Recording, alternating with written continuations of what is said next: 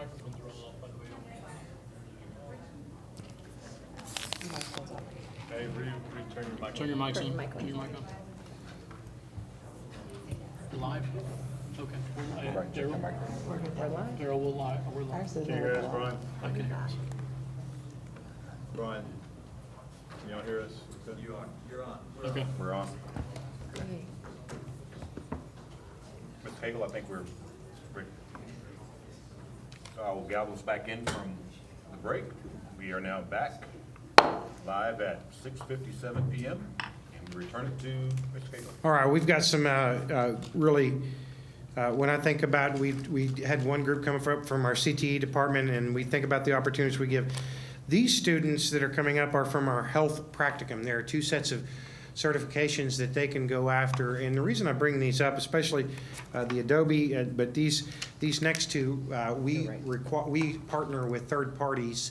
One is the Health Pack, Spring Pack Healthcare Institute, and the other is Southwestern Adventist University to help us with the programs and the skills that these kids learn. These are really dual credit programs, and so as they're earning more than high school credit. And so I'm going to bring up their teacher, Mr. Burke, who has run this program. He can tell you all the things these students do to get these certifications. All right. First of all, thank you for your support. We don't do any of this without your support. And I believe I saw 3 or 4 of my young ladies. So if you are part of one of my programs that are being recognized, please come down. That way we don't leave anybody out, because this is super important to me. As Mr. Cagle said, we're going to start with these young ladies because they're all part of our clinical theory program, what used to be called Practicum 1, and as we all know, the state loves to mess around with names, and so they renamed it. It's the same class, but it sounds so much cooler. And all 4 of these ladies went to Spring Pack Healthcare Institute in conjunction with their classroom time. So we split this up. To meet the state requirements, we must conduct the program through a registered nurse, and we partner with them and have for many years now to provide the clinical setting. And so these ladies gave up their Saturdays from 9 to 5, 9 to 6:30, 9 to whenever we're done, to go to Spring Pack and gain their Certified Nurse Assistant certification. And what I want everybody to understand is they didn't just sit and take a test. They have, in the words of commencement, all the rights, responsibilities, and privileges of a certified nurse assistant. They are fully certified and are capable now of going out and getting employment as a certified nurse assistant, or some of our hospitals are actually hiring patient care techs with a certified nurse assistant certification. So it's not just a piece of paper that they can go and, oh, it's pretty to put on the refrigerator. They are fully licensed in the United States. It is a national certification. They can travel wherever they want. And in fact, some of these ladies were offered jobs the minute they walked across the stage at graduation, and they were begging them to come to work. And so they are fully licensed and ready to go to work. They will have the opportunity to continue the program next year because they are all juniors. And so, ladies, I appreciate you, and I appreciate what you have done to up the level of interaction with us in the district. They also have gone down. We spoke at the last recognition. We conducted 450 health screenings just at one of our elementary schools in about 7.5 hours with the help of them and the others that are in their class. We were told by the nurse that generally is a 2-month ordeal for her. We knocked it out in 7.5 hours. They are very capable. Their skills are unbelievable. And if you were at the expo that we had, you got to see some of their skills in action. And so, sir, They're going to help with that next year. they are available to whatever the district would like to do. We encourage them to get as involved in the community as we can because that's just more interactions. So I appreciate you guys, and I know you love being in front. So if you don't mind, let us maybe take a picture, and then I'll come back and talk about EMT, because they have begged me, please, Mr. Burke, don't make us stand up there any longer than we have to. Give us their names. Oh, I'm sorry. Aaliyah Leha, Cadence Verona, Maya Fan, and Aubrey Yingling. Okay? Let's get a picture.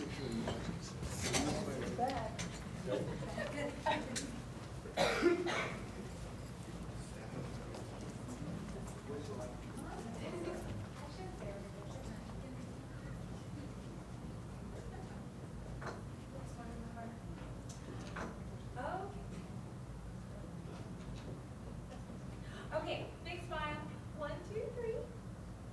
Perfect. No, it was perfect. It was good.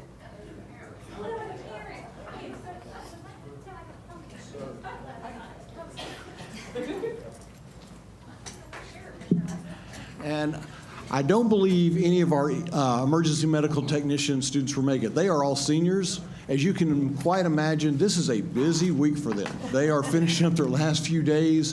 Some of them are actually trying to get a few more hours in at work because they have been out doing clinicals for the last 3 to 4 weeks.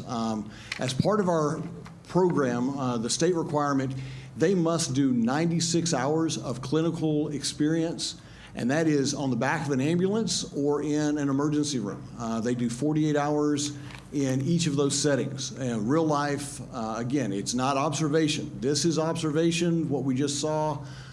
They are hands-on, and I wanted to make sure that we recognize them because, again, they have had a very trying year. There are 9 of them in the program. They, again, have all passed their skills test. Some of them are waiting to take the written test because you have to be 18 before you can take the written test.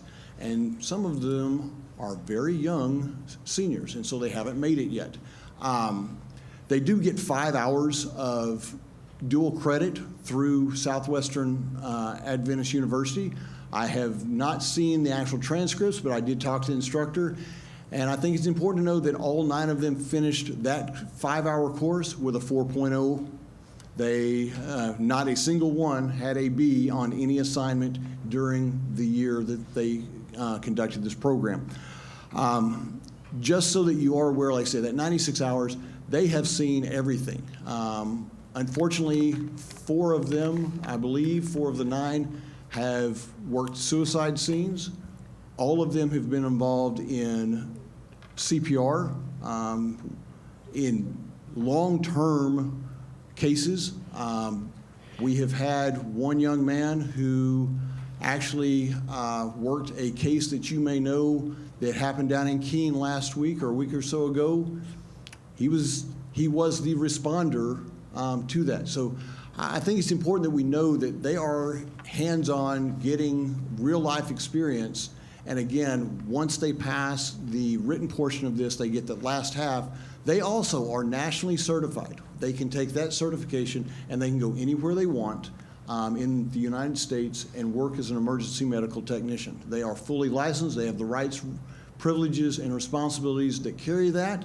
And for those of you that are attending graduation, you're going to be able to pick them out because they all will be wearing a blue, light blue, and white cord around their, as part of their regalia that will signify them as completing the EMT program. And those colors represent the EMT national recognition.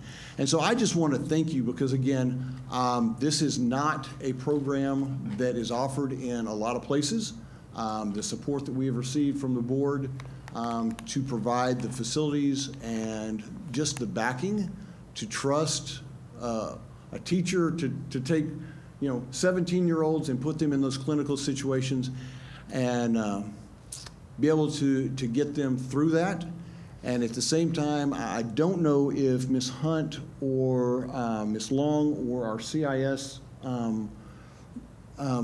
social worker for the high school is there, but I would be remiss if I did not state their large role this year in the counseling and helping work through some of the things that these students have been through.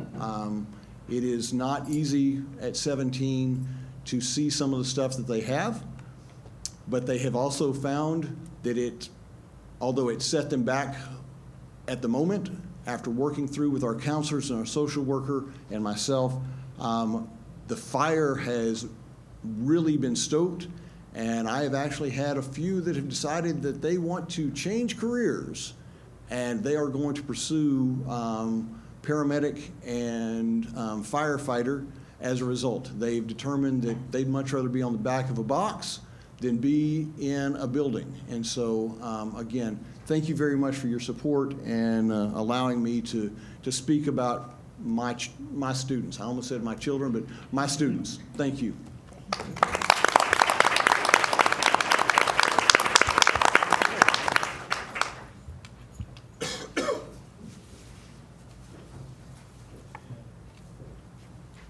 Appreciate everybody's patience tonight. There were a lot of groups as we come up to the year end. We also had our soccer team, Mr. Wakeland, boys soccer team, second place in district, but he wants to talk a little bit about some of the individual awards they had.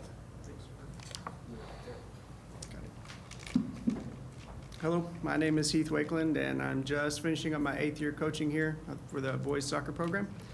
This year we played, including all scrimmages, about 30 games, and that's most of them under 40 degrees and many times raining. So these guys, they play through a lot.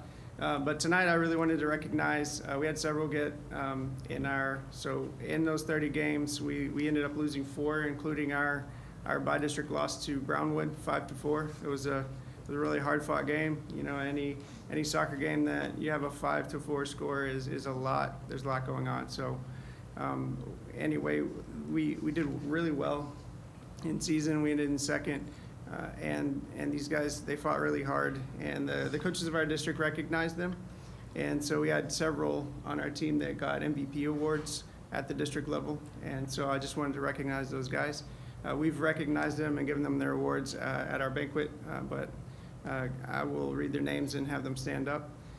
So first off, we had one sophomore, Austin Thiele, and he got co-offensive MVP of the district. And he just very dynamic player, did a great job. He was our high scorer for the year, and I think also our high assist player of the year. So he was just kind of doing a little bit of everything. So did a great job. I don't think he's here tonight, but we also had a midfield MVP player of the district, and that's Carlos Gonzalez. If you guys want to stand up when I call your name. Come on now. And yeah, you guys can just stand right here, and then we'll take a picture in the end. Carlos, he was that kind of that stabilizing factor, you know, in the team. He played midfield, and you know, kind of everything went through him. And he was, you know, I'm going to share some stats in a minute about he and his brother Adrian got our team midfield MVP award, and Carlos got our team most valuable player of all. So these guys do a lot, and I'll share a stat in a minute, but it was a fantastic job. The coaches of the district, it was a no-brainer for them when we talked about it and they voted. So the stat, before I move on, the stat that I wanted to share, these two guys, Adrian and Carlos, Adrian got first team as well, but they run cross country for us too. And they both play midfield. And you know, in midfield, or maybe you don't know, you run a lot. And so I just got curious one day, and I started calculating how many miles they put on their bodies for Kennedale. And it was between, and this is, I tried to just kind of be conservative with it, between 700 and 900 miles between cross country and soccer that they put on their bodies for our district. And so you know, I thought that deserved a round of applause. So.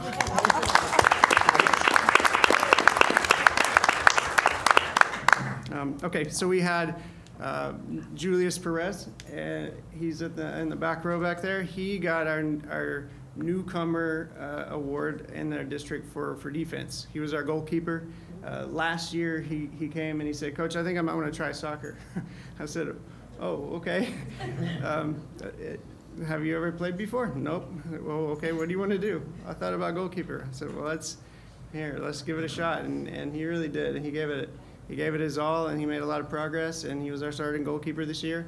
And we had a lot of shutouts, and, you know, out of 30 games, to only have 4 losses, you know, a lot of that pressure is put on him. It's a hard position to play if you have experience, and so I thought he deserved, you know, a round of applause for that. Good job. All right, I'll just read through. I think these are the only guys that are here, so I'm just. No. Nope. Struggled with the warm-up, if I remember. Okay, so I'm going to read through the first district, our first team all district, second team all district, and then our honorable mention guys, and then I have 2, 1 region and 1 state award I'll read, but they're not here either. They're probably at practice. So, first team all district, Adrian Gonzalez, Carlos Gonzalez, Austin Thiele, Kai Aguilar, Lance Pate, Maddox Wheeler, Julius Perez. And our second team all district, Nicholas Castro, Mohammed Ibrahim, Luis Ojeda, Silas Marvin. And then we had our honorable mention in all district, Glenn Gonzalez, Eduardo Mejia, Sebastian Morales, and Daniel Castor. So those are all of our players that got a district award.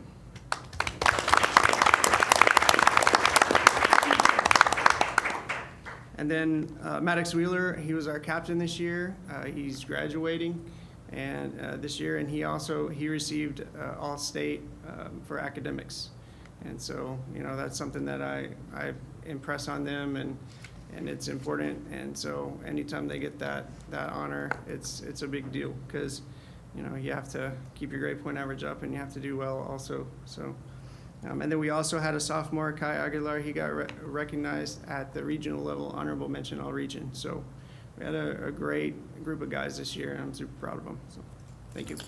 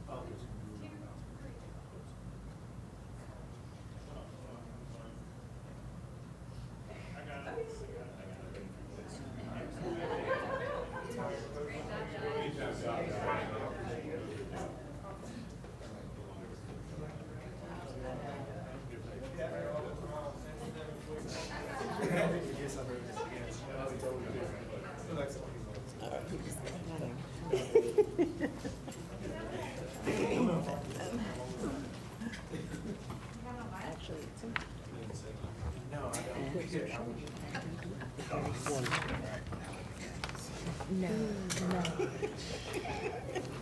Mr. Cagle. Mr. Cagle. Is that it? Is there anybody else? No. Yes, sir. There is their own.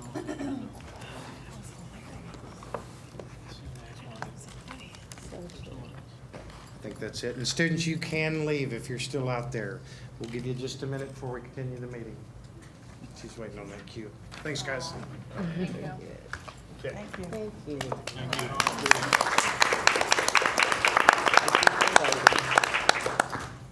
Okay, great. Next, move to item number 7, which is the consent agenda. All items on the consent agenda will be voted on at once, unless there's someone that would like to take something off of the consent agenda. I'd like to make a motion to approve all items under the consent agenda as presented. Second. Can we pause a minute, because I did want to take an Oh, item I'm off. sorry. Sorry. I like to make a motion to remove items F and H off the consent agenda for discussion. And is there a reason for that, Ms.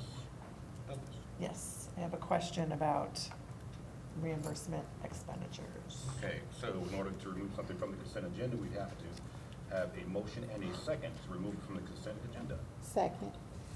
Okay, so it's been motioned and seconded to remove it from the consent agenda. F and H. In order for Yes. that to be F and removed from H. the consent agenda, we need to get a majority of the board to agree to do that. So, on the motion to have items removed from the consent agenda, all in favor, let it be known by the sign aye. Aye. And those opposed? No opposed? So removing those items from the consent agenda, we will remove that for discussion. Discussion, just real quick, yes. Mhm. Okay, and is that something we want to do now, or you want us to save that until later? We can do it now if you want.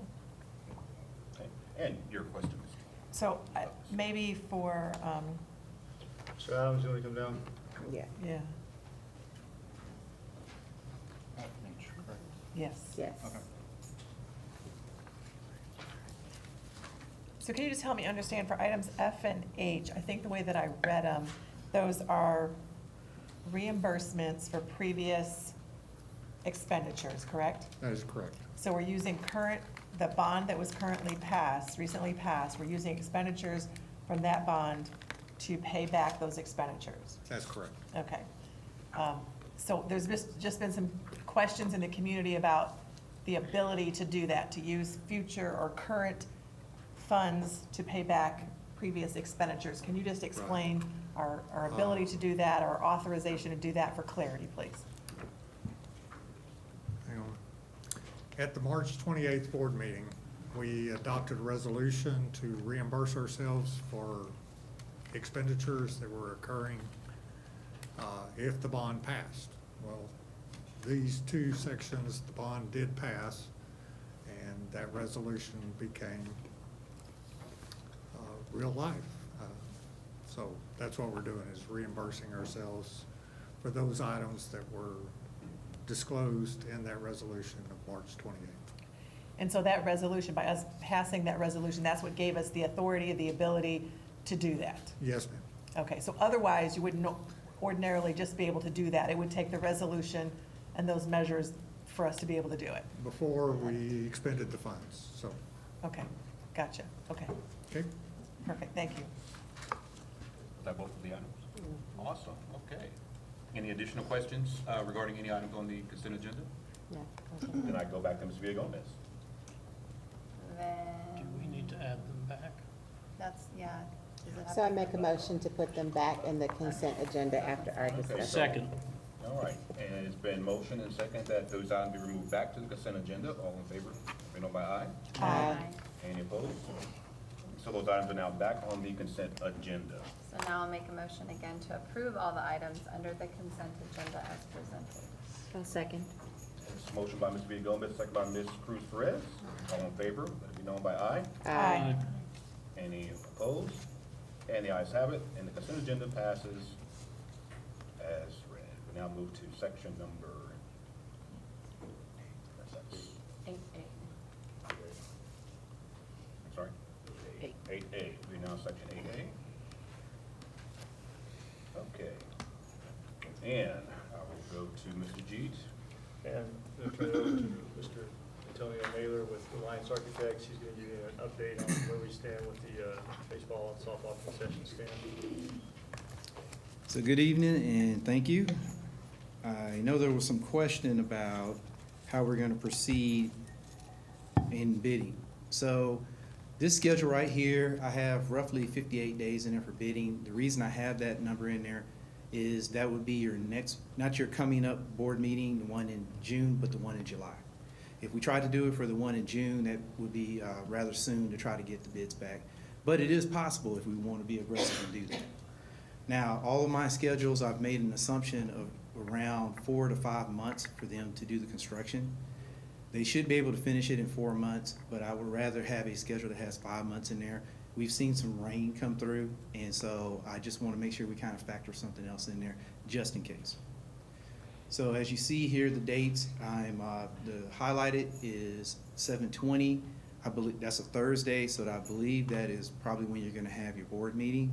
We can actually evaluate and have 2 weeks to do the evaluation on those contractors that submit bids or proposals, actually, because we're doing a competitive sealed proposal. We can actually review those, we can make a recommendation and bring that to you on the 20th, but we would receive the bids on the 6th. And as far as completion, we're looking at substantial completion around the 15th of December. And then we would try to complete it during the Christmas break. Right now, I do have 7 days in there for substantial completion. Could be a little bit longer than that. But right now, what we're looking at is having it completed during the Christmas break. Any questions on the schedule? I have a question. Yes. What's the yellow-orange represent? So the yellow is the board, or board meeting date, 7/20. That's what's in the yellow there. The red is just numbers, it's just for me. So I know that I had formulas for everything else. Those are the numbers that I would go in and manipulate. Okay. But I can kind of step through it. So the bidding phase, I have about 58 days. I've got 28 days before we do our pre-proposal, and that would be a meeting in which we'd have the contractors here. I would walk through, talk to them about what the expectations are, you know, go through the drawings, make sure that we're not missing anything. Then I give us about 9 days after that to issue an addendum. And what the addendum is me giving additional information to the contractors so they know, understand, or actually giving them the information they need to finalize the proposals. And since we're doing competitive civil proposals. And then I have a few days after that, a week after, I have us receiving those proposals. And so that would be July 6th. And that date could move a little bit considering the fact that I have 14 days in there for us to do our evaluations and to come up with the recommendations for the board. Then after that, I have the 140 days in there. That's roughly 5 months. And I have that in there thinking that that's about the right time frame for the project. It could possibly be done in a shorter time frame. We'll find that out when we actually get the proposals back. In fact, part of what I have in a proposal, I want them to tell me how long or how many days they need to complete this. And then after that, we would have a punch. We'd walk through with them, make sure that everything's finalized. After substantial completion, that means that you guys can move in, you can start using the facility. It's just gonna be minor things that need to be done. And that could be anywhere from 7 to 14 days. But you will have occupancy of the building. Nice. All right, so that's the schedule. Before I move on, anything else with the schedule? Ready for baseball season. Yeah. Hmm? Ready for baseball and season. softball? Oh, yeah, for yeah. next year. And softball. Yep. And For both. softball. Yep. So, I mean, and if there was a little bit of a slide in it, I think we could still have it complete. Well, we could definitely have it completed before then, yes. That was an alternate schedule, really tight. Softball actually started. So I just took a snippet of the site plan, but before I go into that, just want to let you know, the last month and a half, we've been doing a lot of coordination on technology. Originally, when we started this, there was an assumption that basically we were going to do wireless connectivity. And since then, and I think it's a good deal that we're doing it, we're going to look at having a hard-wired connection to it and connect it into the high school and it have its own network cabinet out there. There were some things that we started talking about. Security is one of them. And this way we can have the access card readers there. The TVs, you had that previously and you did that wirelessly, and then you had connection to some cameras that you have out there at the ball fields. We'll be able to integrate that into the technology that we're putting out there. So I've already said the access doors. We're gonna have some network drops. And what we're doing as a part of this, we're not going to put the technology in there right now. What we're gonna do is rough in for all the technology. Then we'll come back and we'll coordinate with, you have under your bond, you're doing some technology. I'm hoping that we can coordinate with that and then get the connectivity in there. But the assumptions up front were that we were just gonna use a point-to-point type of wireless connectivity. And we didn't have the safety and security aspect in there. Or, you know, hardwire connectivity. Whenever they have their point-of-sale machines, we can actually now hardwire that in if we want to. So that was one of the major updates before we can issue. We're ready to issue tomorrow. And so the schedule I showed you previously, if it's a go, there's no issues, we're gonna go ahead and put those out on the street tomorrow. How are you going to put, excuse me, Yes. So what's the process for putting it on the street?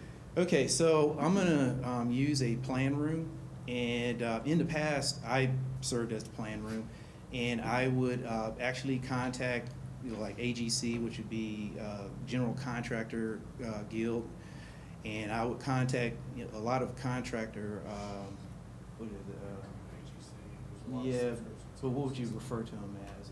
Plan rooms. I would contact the plan rooms directly and let them know that I have this coming out to bid, and then I would send those to them and they would post it, and that's how a lot of contractors find out about jobs. In this case, I'm gonna use Miller Blueprint, and they're gonna contact all those plan rooms and send that to them. They're gonna keep up with whoever checks out the plans.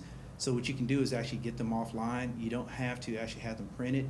If somebody wants a printed set, they can do that. They'll track that. They'll make them pay a deposit, and then we'll hold on to the plans, or they'll hold on to the plans, and then later when they return them in, they get their deposit back. So that's the process that we would go through. Thank you. So to go over the site quickly, we're at a probable cost of $1,127,000. That's what I showed you back in January. That's roughly $435 a square foot. The thing you need to know, this is a single building. It's about 2,500 square feet. And so I believe that we are in the range of what the cost is to build something of that size. I would hope that it'd be a little bit less than that, but that's what we're seeing right now. When we do these one-off buildings like that, they come in just a little bit higher because it's a smaller piece of work. If it was part of a larger, then the square foot cost could come down a little bit. Economy of scale. So we're doing roughly, or we're working on about roughly an acre of site development. I know it doesn't seem like it, but I did the math on it, and we're probably about 6,000 square feet over that, the area that we're developing. There's a dashed line from the gray building in there that goes across, and it goes from left to right. That goes over to the high school. We added that. That is going to be the conduit that we're going to put in so that we can connect into the fiber of the high school and take it back over there. As far as the parking lot, we've reconfigured that parking lot. It's a little tighter, it's a little cleaner layout. You definitely have more designated spots than you had previously. We've moved the handicap up closer, so all that works really nice. We do have separate entries for both softball and baseball. We have raised the grade in that area, so now where you have a slope down to that area drain, we've picked that up, and we have a couple of other area drains that we place around in order to collect the water and take it out of there. And so from what I understand, some people did scrape their bumpers and stuff like that, trying to maneuver around in that area, so we won't have that anymore. There's roughly 450 linear feet of fencing and gates. As I told you, the building area is 2,587 square feet. There are some areas right behind the bleachers that are behind that could be developed in the future. You could turn those into some kind of pavilion. You could put a fabric covered, covering over that and use it that way. And I already mentioned about the conduit that we're going to put in for the, to connect to the high school for technology. So, any questions about the site?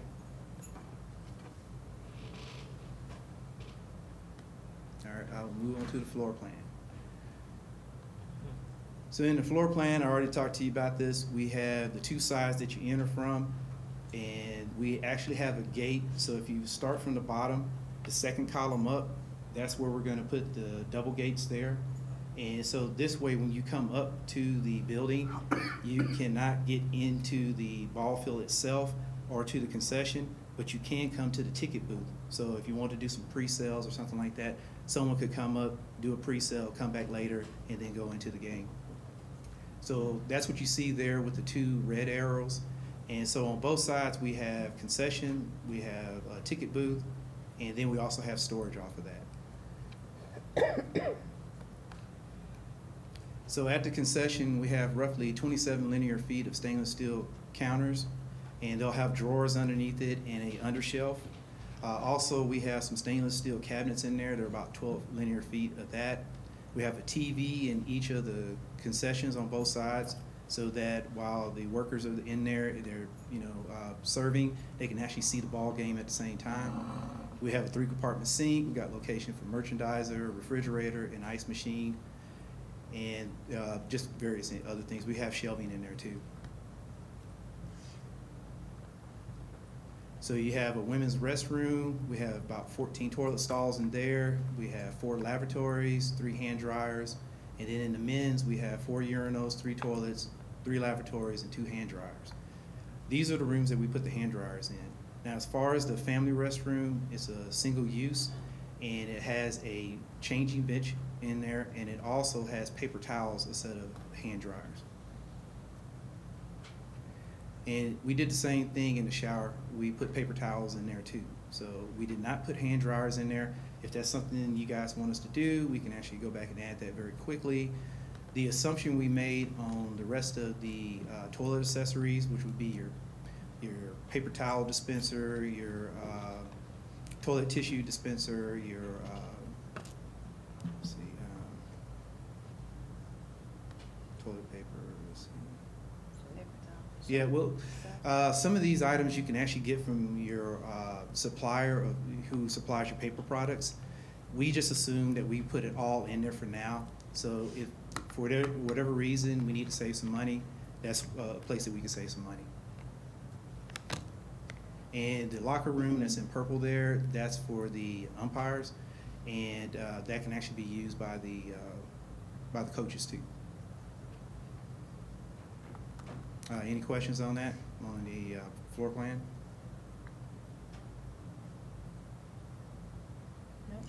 What's the part that's not shaded? Oh, I'm sorry. That's a storage room. It's a utility room. We've actually have a large fresh air unit that's in there. It's not shown on this drawing, but it is in there. In fact, there's a louver, and there's a note to it. We had to put a large louver. That's the fresh air intake. So we didn't have to do it at the roof. I try not to make any penetrations into the roof if I can. We have the hot water heater in there. We have electrical panels, so all that kind of stuff. Gotcha, thank you. So as far as the building, you've seen this before. We're going to have masonry columns on both ends. We're going to have a 4-foot wainscoted masonry. We have metal panel and siding to match the look of what you have currently at the high school. At the gable end that faces out toward the building, out toward the parking, we have brick, and we're going to take the brick all the way up. That is an area that can be used. You can put signage on there. You can actually put your logo there. There's a lot of opportunity to put plaques or anything like that. So that is definitely a good opportunity there to do that. And any of the building signage that we're putting in, it will be illuminated. And that's pretty much it, unless you have any questions or you want to discuss anything else. Looks like what we talked about. Yes, Yep. it is. Looks Yep. good. Yep. All right. We appreciate it. Thank you. Thank you. Thank you.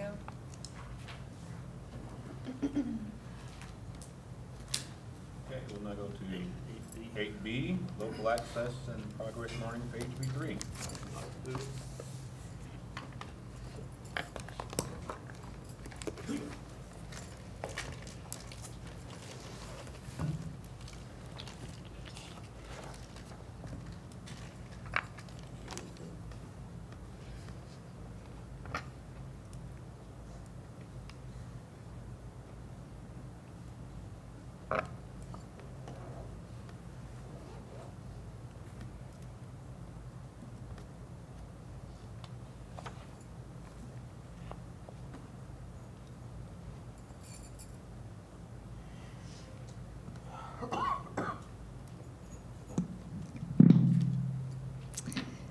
So tonight we're going to be talking about map growth data. Before we get started, I just want to make sure that everybody is clear on what you have. So all of you have a link to this dashboard. And what this dashboard shows is this one is our achievement percentile, so this is how our students rank nationally. You can click on each campus, and then it's broken up by subject. So you have math, reading, language usage, which is grammar mechanics, And then you have science.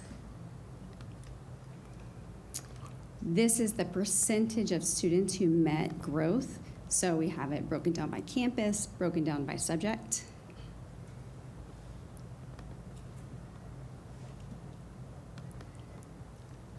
This is projected growth versus observed growth. So it's very similar to the charts that I'm going to share with you in the presentation with the diamonds. I think you're used to seeing those.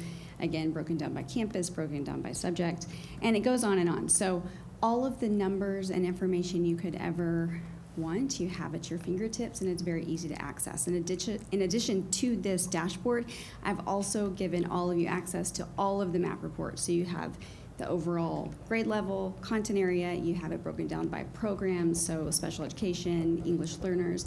You also have it broken down by ethnicity.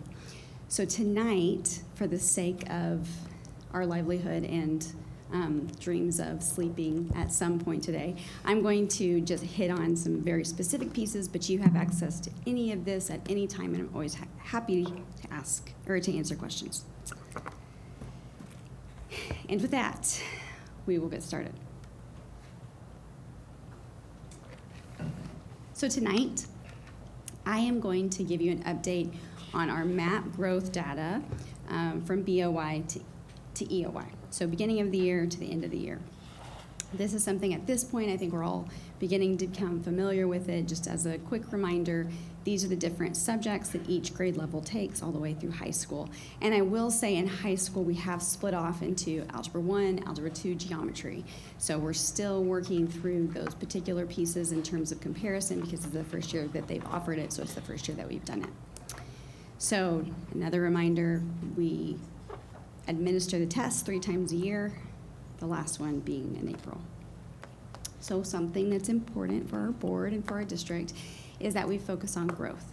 So our teachers can't do anything about what happens, in our students' lives before they come to our classrooms, but when we come to our classroom, the expectation is that the students make at least a year of growth. Now, some of our students come to us, they're already behind, and so we're always trying to make up that growth and make more than a year of growth, but the expectation is at least 1 year because growth drives achievement. So this is also on the dashboard, but this is a snippet from the report that you can download directly from math. So this is just overall in math.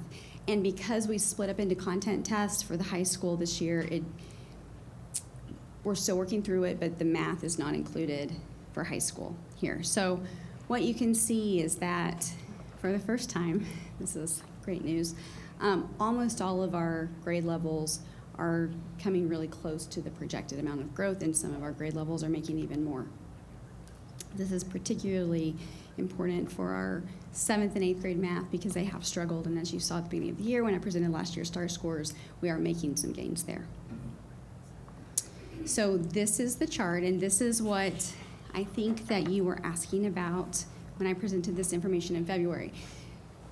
So on this side, you have 21, 22. So this is last year's beginning of the year to the end of the year.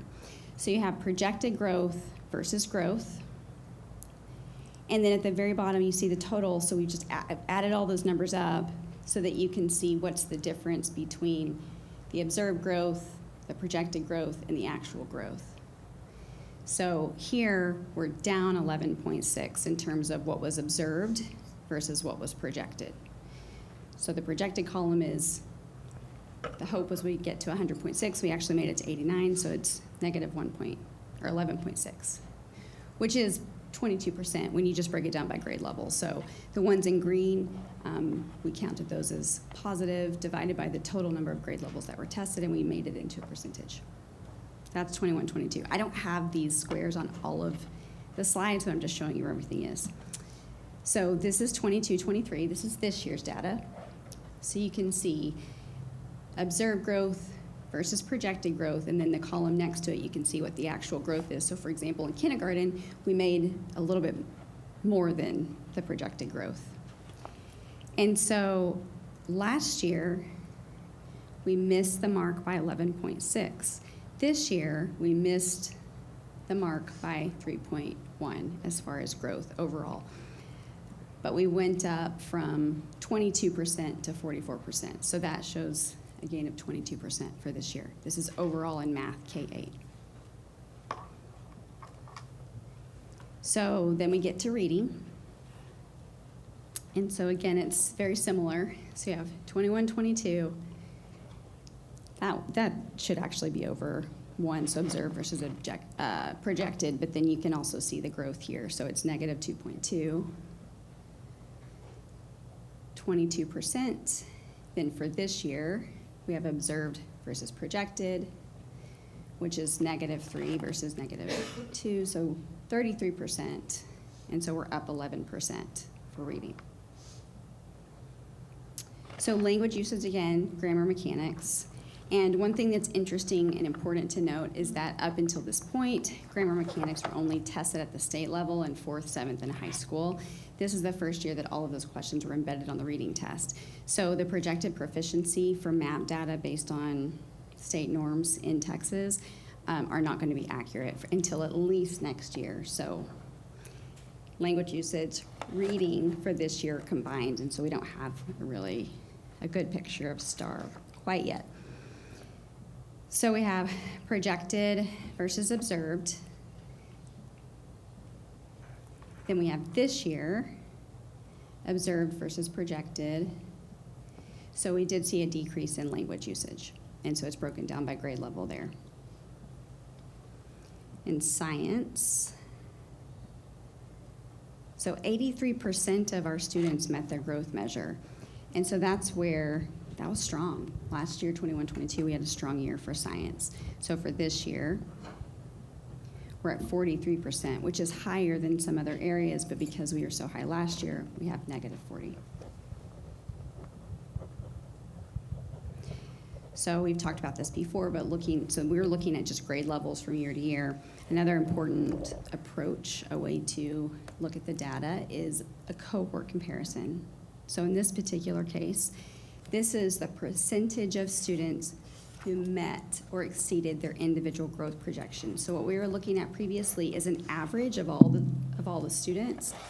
This one is looking at individual students and doing an average, so that way we're able to compare last year's kindergarten to this year's kindergarten. And then it's broken down by district and campus. Kindergarten didn't test last year because it's kindergarten, so that's why there's only 1 bar. Here, you'll see 2 bars. So this is this year's first grade, last year's kindergarten. So we want them to go up, right? We want the arrows to be green. So if we see the arrow going up, that means that the kids who were in kindergarten who went into first grade, they grew more this year than they did last year. That's a goal of ours. So at the top, on the left-hand side, you can see math, and then on the right-hand side, you can see reading. So we saw a strong increase in math. We saw an increase at Patterson in reading, and overall the district level is down, but it's very, very close. So this is math and reading for this year's second graders. Now, one thing that's important to note about second grade and why I'm very encouraged by seeing this increase in second grade is the first year that the students who take the reading test have to read they don't have the option to have it read to them. So sometimes kids struggle. They can answer the questions when it's read to them, but it's a little bit trickier when they have to read it themselves. So it's nice to see that we have a strong increase there. This is this year's second graders, so this is the language usage, the grammar mechanics. And there's not an arrow there because they stayed. There wasn't a comparison point because this is the first year that they did the language usage in second grade. So we have math for this year's third graders and reading for this year's third graders as well. Again, we have a strong increase across the district in math, and then we have an increase at Patterson in reading. So this is the language usage as well as science. And this third grade is the first year that they take science, so there's not a comparison point there.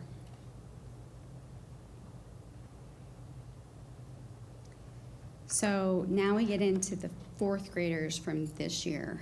We don't see as strong of a gain as we've seen in the previous grade levels. So this is something where, we'll talk about at the end, our campuses have committees, they're doing their comprehensive needs assessment, they're digging into this data, and they're looking for the root cause. They're trying to find the why behind the what, so that we can put that into action as we're making our campus improvement plans for this year. So math, reading. This is, again, fourth grade, so the language usage and science, that's an area of opportunity for us. And then this year's fifth grade. So across the board, we saw a decrease in math. And then we saw, it's the same at Delaney, and then we saw overall increase in reading in fifth grade. Language, science is up in fifth grade as well.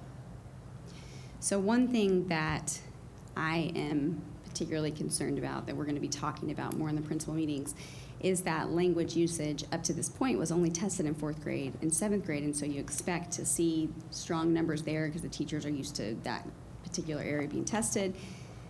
And this year it's included in all of them, and so somehow, even though we talked about it and we knew that those questions were going to be embedded, we didn't see as strong of a gain as we did in other areas, and so that's going to be something that we're going to need to look at and talk about as well. So this year's sixth grade, math and reading, again, 43% doesn't look, I mean, we want to be certainly above 50%, but math, last year, middle school math was an area of focus for us. We have put so much time and energy. Laura Wells has been in the classrooms, the principal, Ms. Bruce has been in the classrooms, the APs have been in the classrooms, really. We provided additional resources and training and coaching and all kinds of things, and we're really proud to see that they're making gains there. Again, sixth grade, we saw a drop in science, which isn't necessarily atypical because typically we have strong teachers in fifth grade where it was tested previously, and then you see a drop. But since we're looking at the cohorts, that'll be an area to look more closely as well. Then we have math and reading for seventh grade. Again, we're seeing an increase, which we're happy to see that in middle school math. And then we have the language usage for seventh grade. And this is an example of a lot of our seventh grade teachers, they're used to these types of questions because if they're familiar with the particular content, that's something that they've hit. It's covered in the TEKS across all grade levels, and that's one of the reasons why they started embedding it. So math and reading for eighth grade, strong increase in math. And then we saw a drop there. And then it doesn't have an arrow in language because it stayed the same. This is eighth grade reading and math again. And then we have eighth to ninth grade language, and then science, eighth grade. So we saw, starting in 8th to 9th and 9th to 10th, we see a trend that goes downward, which isn't where we want to be. We removed the math because the math was problematic because we split it into subject level tests. And so that's something we're going to be looking closely at, looking at the campus improvement plan for the high school to think through some different options for really focusing our high school students onto, making sure that they are doing their best and demonstrating the learning that has happened. One thing that we have talked about, and one thing we hear a lot from teachers, is there's so much testing between ACT and ACT, SAT, TSI, STAR, PSAT, all the things. There are a lot of shutdown days for testing, and then you add MAP onto that. And that's just the nature of high school. That's not a Kennedale High School issue. That's just high school in general. One thing that we talked about is the interim test that the state puts out. The state puts out the interim test. It's optional, but really pulling back on that next year. So they're not doing the interim and MAP growth, but just focusing on MAP growth because that's what our district has chosen to prioritize, and that'll eliminate some of that testing. And then thinking through, if we know we're going to give MAP growth, could we schedule it at the same time we're giving TSI? Because typically 9th and 10th graders take MAP growth, 11th, 12th graders take TSI. So if we could, instead of shutting down for 9th and 10th and then shutting down for 11th and 12th, just different, looking at different perspectives in regards to scheduling. So this is the part where I get to HB3. Now, I typically report out on this part in August, but since I'm sharing the map data, I thought it might be helpful. Just some background. We have, in 2020, the board adopted our HB3 goals as is required by statute. And so we're looking, per the guidelines given by the state, we're looking at third grade reading and math.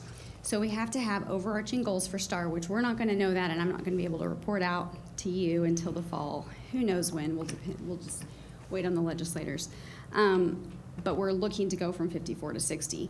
But part of HB3 also includes a plan to track progress. And so what we have done as a district is our progress measures are based on math. So in addition to looking at third grade STAR, as we're required to do, we're also looking at K1, 2, and 3. We're looking at the growth that they're making across the board. So again, this is the calendar. I'm reporting out a little bit early in an attempt, last year in August, the presentation was very, very long, so I'm giving some of it to you now, and I'll give you the rest in August once we have the STAR scores. So, this is great news. So our goal for 23-24, based on the goals that were set by the board in 2020, was that we would get to 47% by next year. So we're at 60% this year, and we also saw a big jump. So this is kindergarten students who met or exceeded their growth measure in math. So the red ones are math, the blue ones you'll see in a minute are reading. So that's great news. And then it's broken down by ethnicity here. So you also have access to the map reports that breaks it down by ethnicity for all of the grade levels, but this is what we report out for HB3. So you see, if it's in bold, it means we met or exceeded the goal that was set. So the light green is the goal that we set in 2020, and then the dark green is where we landed this year. So across the board, we saw strong work in math from our kindergarten teachers. So now it's broken down by campus. So you can see JFD versus RFP. And so you can see, on both campuses, we made great strides. And then you can see the goal versus the actual broken down by ethnicity. The dark green is where we were, the light green is what our goal was. And you have access to these charts as well in your board packet. So this is math for first grade. So we missed the mark a little bit there, but we still jumped from 42 to 54. We were so far below last year, so we did see a jump. And then you can see the broken down by ethnicity at the bottom. Here it is broken down by campus.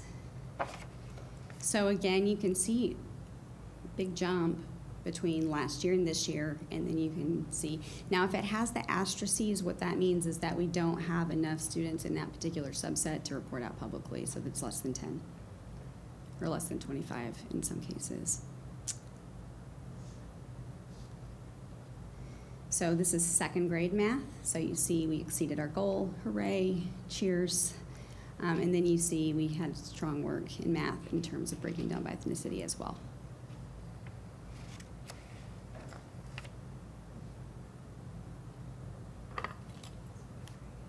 And then here it is broken up by campus. So second grade math at Delaney, second grade math at Patterson. And this is the percentage of students who met or exceeded their growth, projected growth. And here we have third grade. So we missed it a little bit and we went down in third grade. So that's an area that we will look at, and then it's broken down by ethnicity as well. And then again, we see it broken down by campus.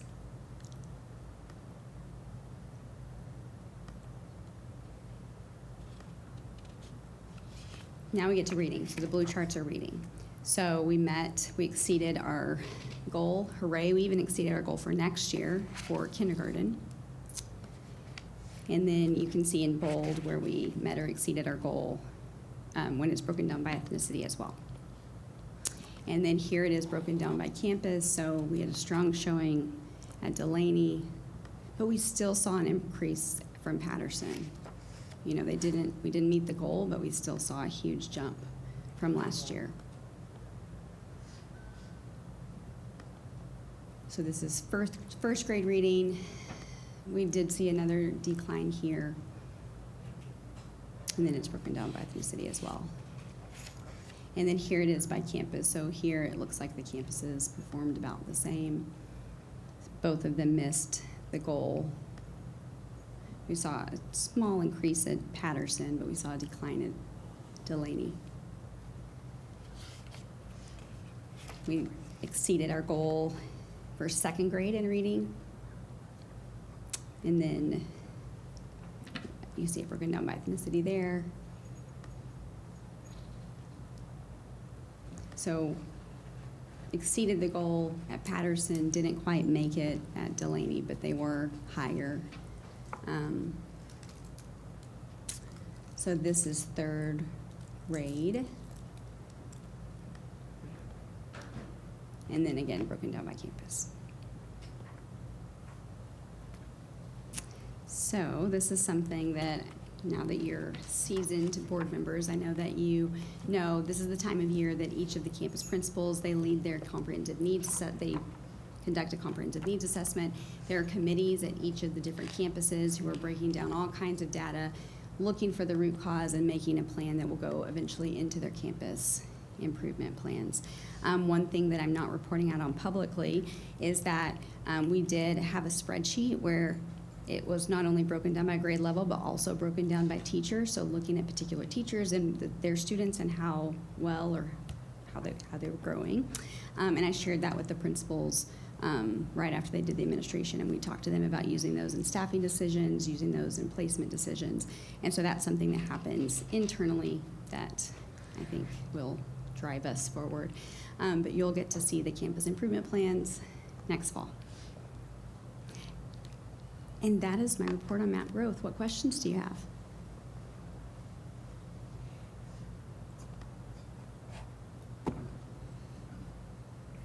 I don't have a question, I just have a statement. It's encouraging to see the growth, especially with the math. So as you're preparing principals for the end of the year, and Mr. G, the ceremonies that you do, just encourage the teachers that we do see the growth.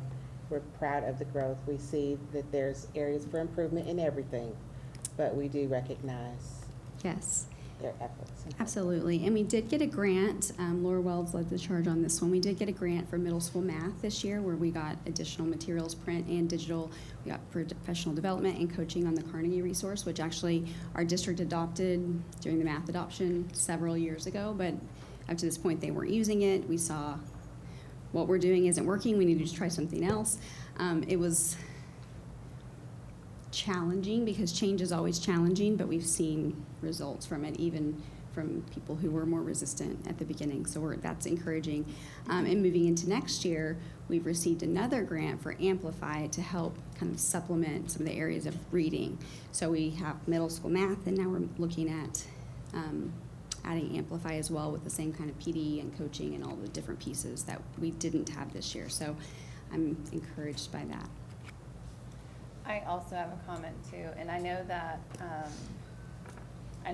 the very rigorous testing schedule is a concern because of all you've got MAP, you've got CAs, you have all the things. It's like, Sure. I know teachers feel like they're constantly testing, so sometimes it's hard to administer knowledge if you're always testing on a Right. subject. And while I know it's great that the MAP is literally only used to determine what children know in the district, there's also a downside to that, especially at a high school level when kids know, well, it's not for a grade, so why am I gonna bother trying? So I know we have to remember that when we, especially at the high school level, look at those numbers. Anyway. Yeah, that's a very good point. Making And a as a statement. former high school teacher, I absolutely agree with that. It's a different kind of motivation. And so, We're still working through a lot of like I said, the systems, putting them in place is one thing, but then ironing them out, figuring out where we need to do the testing and when, another component of it, so.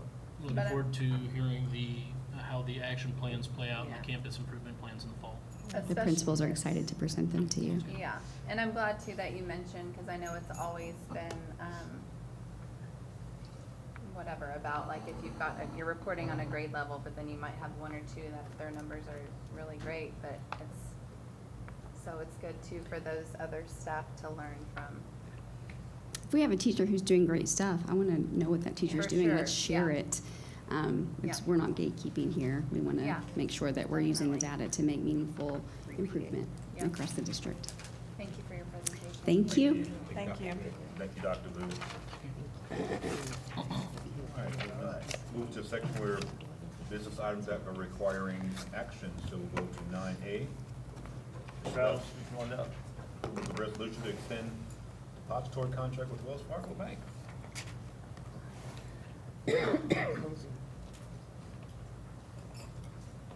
Every odd-numbered year, or the year that the legislature meets, is when our depository contract comes up. 2 years ago, we continued, we rebid out, or took proposals and went with Wells Fargo. And I'm happy with the service that they're providing for us. I recommend that we continue our depository contract with Wells Fargo for the next 2 years. Questions? So, Mr. Adams, is it required, or is it beneficial for us to have a relationship with a bank that is local, or because of the Wells Fargo size, it really doesn't matter?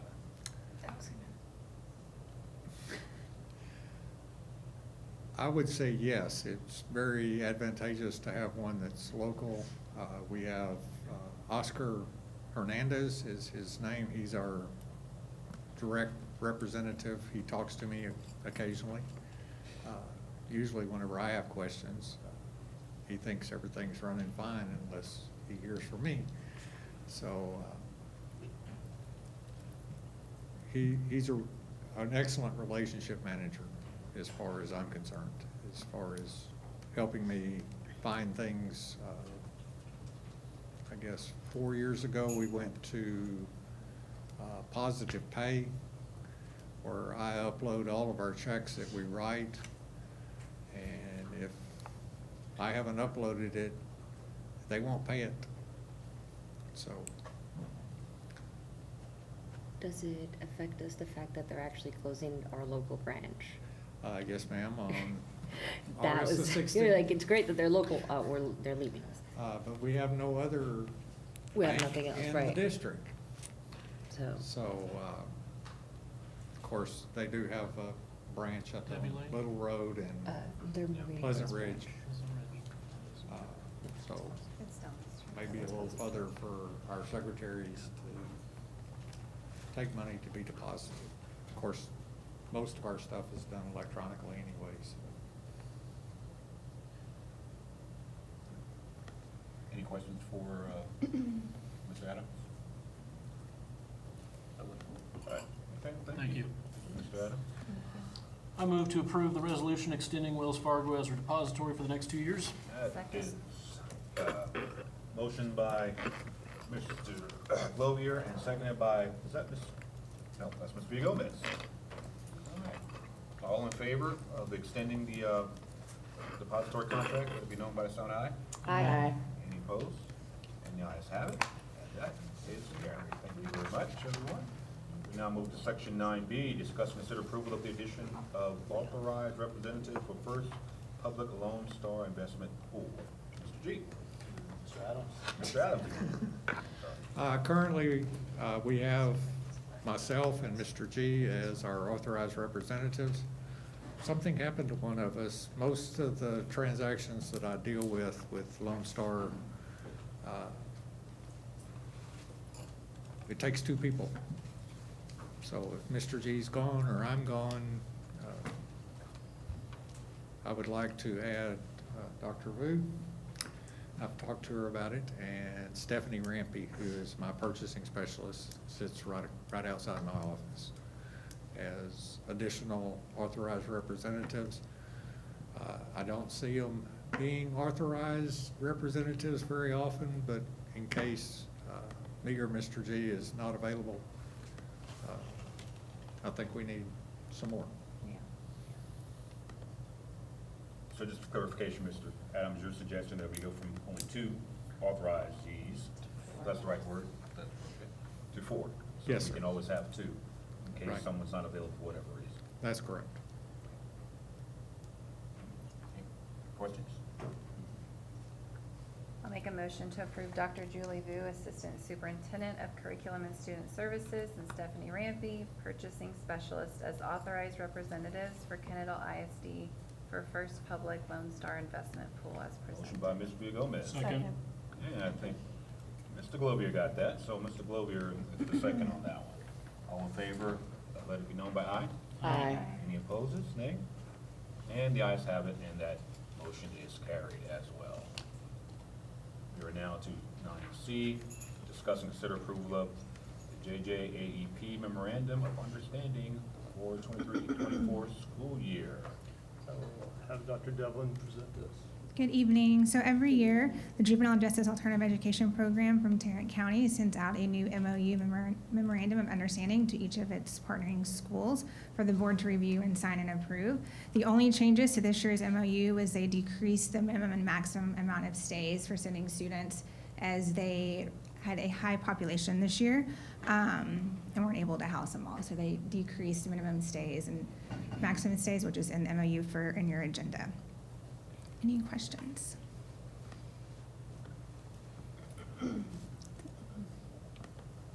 Any questions? Okay. And then I will entertain a motion. Make a motion to approve the 2023-2024 JJAEP Memorandum of Understanding as presented. Second. Motion by Ms. Douglas. I'll second. And a second by Ms. Cruz Perez. All in favor of the motion, let it be known by aye. Aye. Any opposed? And that motion carries unanimously. Thank you. That was- Dr. Vu. Okay. 9D, discuss and consider approval of the missed school day waiver. Are you presenting that? I thought you were. She is. So we had the ice storms, we applied for a waiver. That way we don't have to make up the hours, so all you have to do is approve that, so we don't have to do that. We can stay on our schedule and not have to add hours to our day, so at the end of the year. So, I mean, no one wants to stay in school longer? the state allows you to do it, so it's just one day. Any questions for anyone? How many total days was it? Just one? Sorry? How many total days was it they missed? I don't think we have. You don't even need a we don't full need day. It was It's like a- 2 hours and 20 Yeah. minutes. 140 minutes short. Yeah. Okay. Okay. All right. And then I will entertain a motion. I'll make a motion to approve a waiver for missed school days for the missing instruction time of students during closure of inclement weather. Second. Second. Motion by This Mr. Serter, and I thank Mr. Mr. Glovier. You almost look like a Douglas. Glovier is second on I that. don't. All in favor of the approval of the motion, let me know by aye. Aye. Any opposed? And the ayes have it, so that motion is So carried this means as that well. Friday is early release day. Yes. We'll then go to 9E, discuss and consider approval of the purchase of classroom furniture for the JAA Early Childhood Center. Because the amount is over the 50,000 threshold. Of course, we know that, but that's all part of the renovations, it's part of the budget for that. So Dr. Vu's got a presentation where she's gonna show it to you on what we're planning for the rooms. So more succinctly, I'm here to ask you for money. But I have some lovely pictures. So these are all photos that you have seen but never together. And so what I'm going to do today is I'm going to walk you through our pre-K classrooms and our kindergarten classrooms, and then show you the furniture that we're proposing to purchase and ask for you to approve it. So this is the floor plan that you've already seen. So currently, those are slated to be pre-K classrooms, and those are slated to be kindergarten classrooms. So we have 6 pre-K, and then the rest are going to be kindergarten. So as you know, but just to review, because I know we haven't talked or necessarily talked about this in a long time, when you go into each room, there's a mural on the side, on one of the walls. It's not any of the exterior walls, so a lot of time, some of the rooms you walk in and it's right in front of you, and some of the rooms you walk in, it's on a different wall if that's an exterior wall. We've also been working with a different company to install vignettes that are aligned with the theme, which I'm going to share with you today. So we're starting with pre-K. There are 6 rooms. Each room has a theme. So this is Let's Get Going. So you can see there's the number line, there's the alphabet at the bottom, and then each of the different areas are written in English and Spanish. And we've talked about this before, but the idea behind it is that you can teach a student to sound out words. But if they don't know what a hot air balloon is because they've never seen one or been exposed to one, then they can sound out that word and have no idea what it is talking about. And so we're building that background knowledge as we're also teaching the skills. And that's the part that we're really excited about. So this is the vignette that goes with Let's Get Going. So we have the tent. It's going to be kind of a reading nook. And then we have sit spots, but in this particular case, they look like tree stumps. And then you can see off to the side, there's a canoe that students can sit inside, and then that's on the floor, so it looks like fish. And then it says, row, row, row your boat, and so that's part of the vignette as well. And so Mr. G and I have been meeting with Exhibit Concepts. That's the group that's doing this. We meet every Thursday, and we review the different pieces, and they make changes, and so that's what I'm sharing with you today. This is what we are proposing for each of the pre-K classrooms. So in every pre-K classroom, you'll have a write and white table. So it's a big table, and it's whiteboard on top, and it's also a magnet. And we'll have these chairs here for pre-K. We have wobble chairs for kindergarten, but as a parent of a pre-K student, they will fall off. So we have regular chairs that go around that particular table. This is really neat. It's a light table sensory bundle. So a lot of times when you're teaching students to write letters and they can't quite grasp a pen or a pencil, you have them write in shaving cream. You have them write in the sand so they can get that muscle memory of forming the letters. Shaving cream is very messy, as is sand. So these are really neat tables because they're these light beads where they can draw the letters, they can do shapes, they can do all kinds of things, but they don't spill out and they don't make a mess. So each pre-K classroom, we would like to get one for each classroom. And then a mobile teaching cabinet. So the teachers are going to be rotating around so that all the students get to experience all of the different rooms. That's part of building that context, building that vocabulary, which means that the teachers won't have a desk inside the classroom. So they picked out this cart so they can put the things that will travel with them to the different classrooms. Then in this particular case, we have tree stumps as sit spots. So instead of a carpet that gets dirty and germy, we have tree stumps that can be wiped. There's a floor table for each classroom, and then there are additional 4 seats.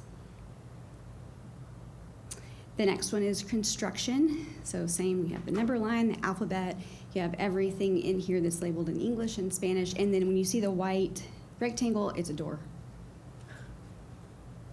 So here are the vignettes here. It's a structure with some cones, and then this is neat. It's so that you can do architectural plans or floor plans, and so it's a board and it's magnetic, and then there are the different pieces, and so they can build things on the board. Same furniture, except instead of the tree stumps, we have 24 wobble cushions.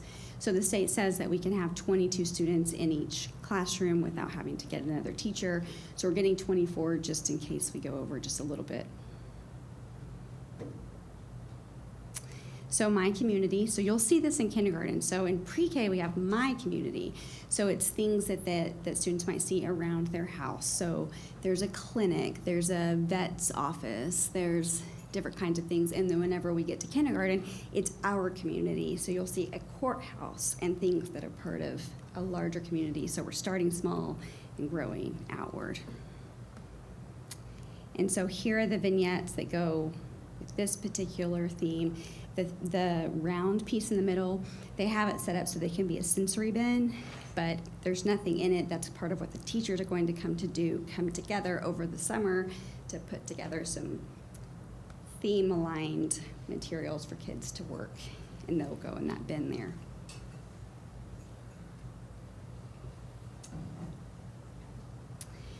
So they're going to have These are the different facades of the buildings that go inside the My Community.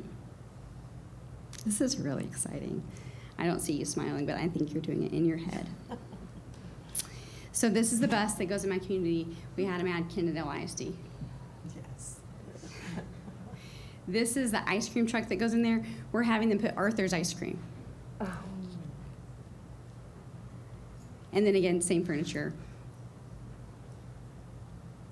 So this is biomes. So in the pre-K room, we have the biomes all in a single room. So we're looking at different kinds of environments, the kinds of plants and animals that are part of those environments. In kindergarten, each room is a different biome, so they can really get into it. So they're introduced to it in pre-K, and then they go to the next level in kindergarten. So we have this table in the middle. So we're gonna get maybe some wobble stools that go with this, but this is part of the vignette. So the students can write on it, they can use magnets, they can do puzzles, they can do all kinds of things, but they're also, kind of seeing what does the landscape look like? What's the vocabulary associated with that landscape? And then also practice their skills. So we have grassland. It took a lot for us to think about the difference between desert and grassland and savanna, but here we are. Then we have the Arctic tundra, and then that's the part of the table, and that's this piece here, that's what's gonna be on the top of the table. Oh, then we have desert, ocean, and again, the table, forest,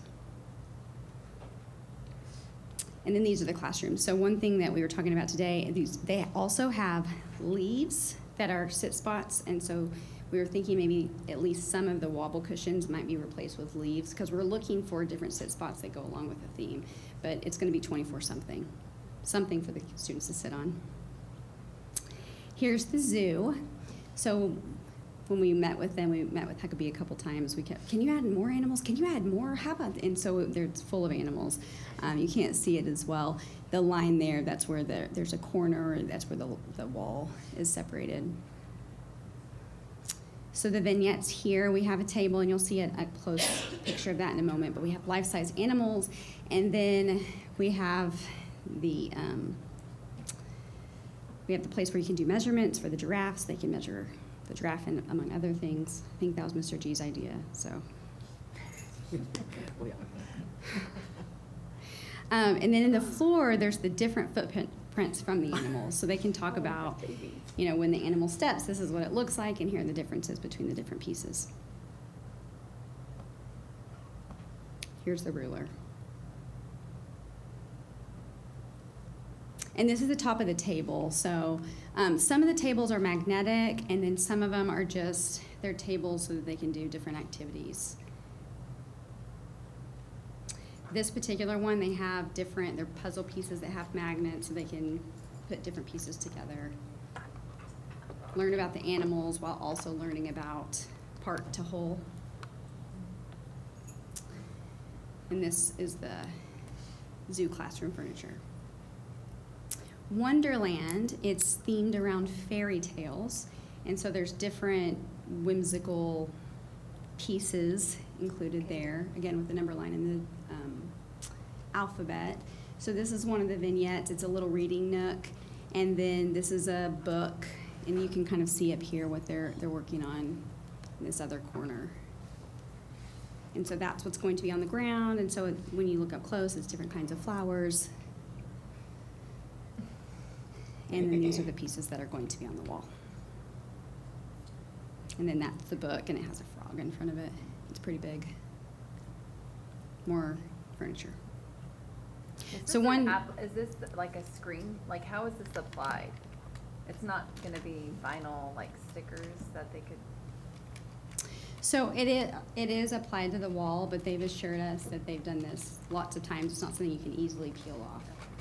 The same thing with the floor, the pieces of the floor, because Eileen had very strong feelings about them putting things on the floor. Yeah. So we had a lot of discussion about it. And I know before when we looked at all the designs, even at like Jan Druco and Mansfield, it's holding up fine, but I had never asked that question, and I've always. Yeah, that will definitely be vinyl, you something. I can't tell you the exact content of the material, but they've assured us that it will stay on the wall and Some kind of proprietary blend. something that's wipeable. Is That's it- the is it's it wipeable. That's what I was It's gonna ask. Is it dry wipeable, erase? so that Yeah. we won't have Cool. to worry about fingerprints and spreading of germs and all kinds of things. Everything's wipeable, so no carpet, wipeable. So one thing that the theme here is that, and one reason why I'm coming to you asking for money, is that we want all of the classrooms to have access to the same materials. We want it to look nice. We want, we're doing something great here. We want to make sure that we have different areas, they can do different stations and different activities, and just, they're not wanting for sit spots. Well, I don't have a place for my students to sit, so let me bring in an old rug. So we're just making sure that all the classrooms are well equipped. And that light table, I am so excited about that. I have cleaned up shaving cream, trying to teach letters, and I can't wait. All right, kindergarten. So just a reminder, we start with pre-K, kind of introducing some concepts, introducing some things, and then we expand on them in kindergarten. So this is the tundra for kindergarten. So it takes that very small piece from the biomes in pre-K and it expands.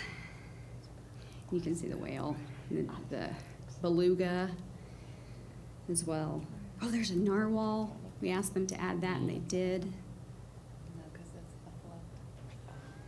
So again, we have the vignettes. So there, it's not very close, but you can see polar bears, a penguin, an iceberg, and then a dog sled.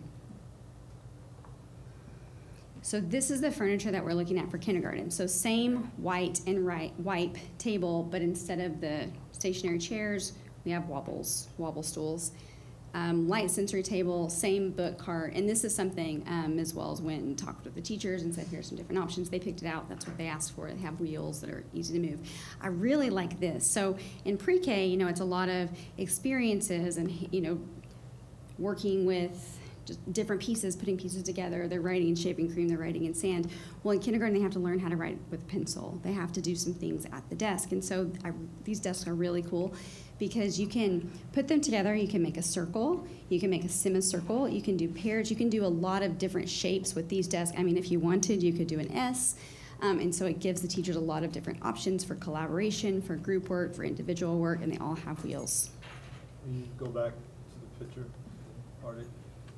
So half of that classroom will be a traditional style classroom. The other half will be the theme element side of the classroom. So that will be where they go interact with the working groups or individually. But then on the other half of the classroom, there will be more traditional tables and desks, I'd say. And we're gonna have teachers come in this summer, work as curriculum writers, go room by room, look at the different themes, and just think through the different pieces that they can keep in the room. So in every room, there'll be some theme-specific activities that when the students are in that room, they work through those activities, and then there'll be just general activities that all of the kindergarten students are working on at the same You time. read my mind with that, because I was about to ask, because I'm sure the curriculum's totally changing now with each different theme, so that's great. It'll be a blend. Not totally, but. It'll be a blend. You're gonna Mhm. amplify it, Yes, ma'am. supplement with the. And our kindergarten teachers are not gonna have an assigned room, correct? Wait Or are for they? it. Wait for it. Oh, I'm sorry. Wait for I it. didn't mean to jump ahead of you. I sit at my desk and I think through the kinds of questions that you might ask, and I try to get aside, so just wait for it. So far, you're on fire. Goods and services, this one I think is really cool. So it's different, and we thought through the different kinds of places where they might buy things. So it's not just a grocery store. It's not, we did a toy store because kindergarten kids, that's something they think about. And then we did a place where they would buy, clothes, backpacks, jewelry, those kinds of things. So they're gonna have a checkout counter with a basket, kind of like at the Science Museum. So they can learn about money, they can learn about counting, they can learn about budgeting. Financial literacy is a joke because it's in the math standards, but it's not tested and it doesn't get taught as often. In Kendall it does, but in other places it doesn't, and it's so important. Personal financial literacy is so important, and so I think this will be a nice way to introduce that. This is a close-up of what it will look like, and then again, same furniture. This is the desert. So again, it's just an expansion of what you saw in pre-K with all the different animals, the number line.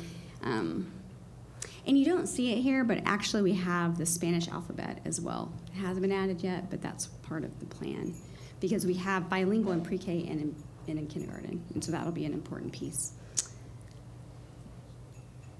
Here are the vignettes here. This is another area where it's just a sensory area, so they can fill it with different kinds of things, but it'll just be an empty piece, reservoir. So that's what's going to be on the ground with the footprints and then a jaguar, or Jaguar, cheetah, I don't know. something Some kind of wildcat. Some kind that of they're cat. gonna name. And we're gonna know because it's gonna be written on the wall in English and Spanish. A cat. And then this is, you can kind of see, is that a, Meerkat. yes, a meerkat or something kind of peeking over. I'm having more One going kids. in, one going out, you know. We've had a lot of fun at these meetings. Having more kids. We laugh at ourselves, the jokes that we make. And then this is Earth and Science. So whenever they brought this original mural to us, they had Earth and it was huge and it was in the middle. And I said, I think it's important for our kindergarten kids to know that the Earth is not the center of the universe. And also let's put it to scale. And so they reworked it. The astronaut's a little big. Yeah.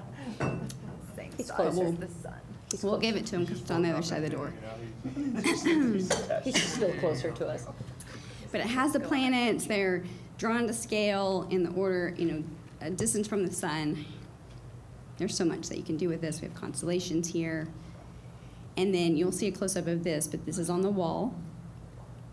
So we have a life-size astronaut. Then on the opposing wall, there's more constellations. And then this is, it's another sensory area. And I want to say the tables are magnetic so that you can do different things with it. There's a lot of magnetic things because it's wipeable, it's easy to clean, but there's also a lot of options with it. That's a satellite. Yeah. And then this is an up close of the spaceship. They'll have the astronaut here. I really came to ask you for money, but also I wanted to show you these because I think they're really neat. More furniture. So this is our community. So before you saw things that students might see closer to their home, here we have a hospital, police station, courthouse, fire station, and a bank. So they're gonna have this vignette here, and each side, we asked them to rework this, each side of the building is going to be, so a bank, the police station, so each side is gonna be the facade of a different area. More furniture, seasons. I think this is cool because they have January, February, March, so it kind of shows the kinds of weather that you might see in these different months of the year. And then this one, the flowers come off. I think they said Velcro dots, and so there's different sensory things. There's the leaves. They're the sit spots that are leaves. I think they could go in pre-K too, personally. More furniture, life cycle. So this is going to be in the area that was the JA library. So when you walk in, there are windows all the way around, and then there are bookshelves under the windows. And so we were talking about, a fish tank, grow a ladybug. You can get those kits off of Amazon. Grow a butterfly, the different kinds of things so the students can watch these different animals develop. And then again, we have some just reading areas. Museum. So we changed this one from something else, and so what we were thinking about was like Perot Museum, Science Museum. So forces of motion and energy and gravity and all kinds of things. So they can do, they can learn about different pieces. They can learn about natural processes, cause and effect. So a lot of the pieces in this room are hands-on, touchable things. And so it comes with those drawers there. They're gonna have an x-ray table. And then you can see, it says geology. That was what we had previously, I think. Or maybe that's the other end of the theme mural. Rainforest, again, lots and lots of animals here. You can't even see them all. But teaching them the vocabulary aligned with the rainforest, and then we'll have this vignette here. There's a life-size gorilla. This is the savanna. This is different than the desert. It's different than the grasslands. So you have the different animals here. And so this is a reading nook. Again, there's a tree back there. There's a zebra. Is that a meerkat? We have another meerkat, or a critter, another critter. I can't see very well, but we're gonna know because it's gonna be written on the wall. You can see it looks like a mouse. And there's kind of a aerial view. There's a snake in there on the floor as well. The ocean. So there's a submarine there. Oh, hold on. So you can kind of see the dolphins jumping out of the water here. That's a little reading area as well. So this one's going to say USS Wildcat on it.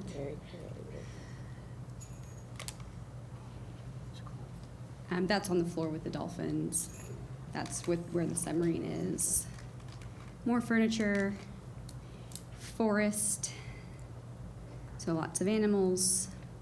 So this is the room where they tore down the wall and then they found the crossbeam that can't come down. And so we had to get really creative about what is that going to look like, because we have to have line of sight. That's very important when you're teaching kindergarten. We wanted them to be able to go through it. That's pretty low, so teachers can see over it if there are children on the other side. This is a work in progress. You can kind of see where it is. We had them do a mock-up. We've been working through different pieces. We have a tent in the other one, so we told them to take the tent out and add a rock cave, something there, just so that there's a reason that they're going through. We made jokes about the movie The Hobbit. Exhibit concepts did not laugh, but we did. And then you see this on either side. So there's the birdhouse, and then there's the beehive on the other side. More furniture. The library. So this is the open area that used to be, the place where there are the steps. So we're looking at 6 nooks for reading, storage units, and we already have some shelves that we're going to use as well, but we just wanted to add to that, and we wanted it to look uniform. And we have the places where the couches where they can sit, and then we have a couple of 6 beanbag chairs, green, blue, and orange. Collaborative workspaces for teachers.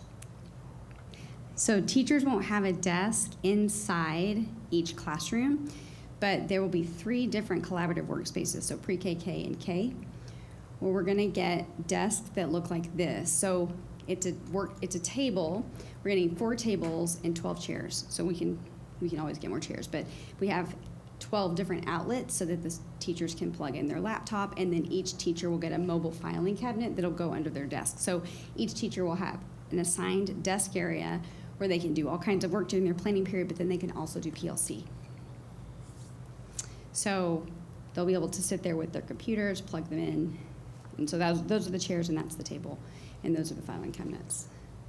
The forest outside is not ours. I was gonna say. That's also vinyl. I mean, we could probably work that in. This is a separate purchase, and I have a chart at the end just to see, but just in case you're wondering what the office furniture looks like. So the principal's office, they have a bookshelf, a desk, we're calling it a workspace, and a chair. Same thing for assistant principal. The admin assistant has something similar, but no table. The PEMS will have something similar and also a safe. And then they'll have a conference room, so we're getting a large conference table with 12 chairs and 2 bookcases within the conference room. And so we've been walking around saying, okay, that would be perfect for the conference room, and looking through the collaborative workspaces, because we want to make sure to have, so we have the collaborative workspaces where they can do PLC, they can do their work, but then we have separate rooms where there's a fridge and a microwave, and we wanted to have one upstairs and downstairs so that teachers aren't having to run up and down the stairs so that they can heat up their food. So this is the teacher's lounge furniture. It'll include a refrigerator, microwave as well. And they can eat family style. So this is the part where I ask for money. I showed you all of these different things because we have money in ESSER 2 that expires in September. We have enough to pay for the pre-K, everything I showed you in pre-K as far as the furniture, the kindergarten, and the library. So all of that comes for Lakeshore Learning. The office is a separate budget, but also over $50,000, so that comes from Indeco. You've already talked about it because it's part of the Huckabee Project Fund. It's the FF&E part of the budget. So it's a total of, there's a total there.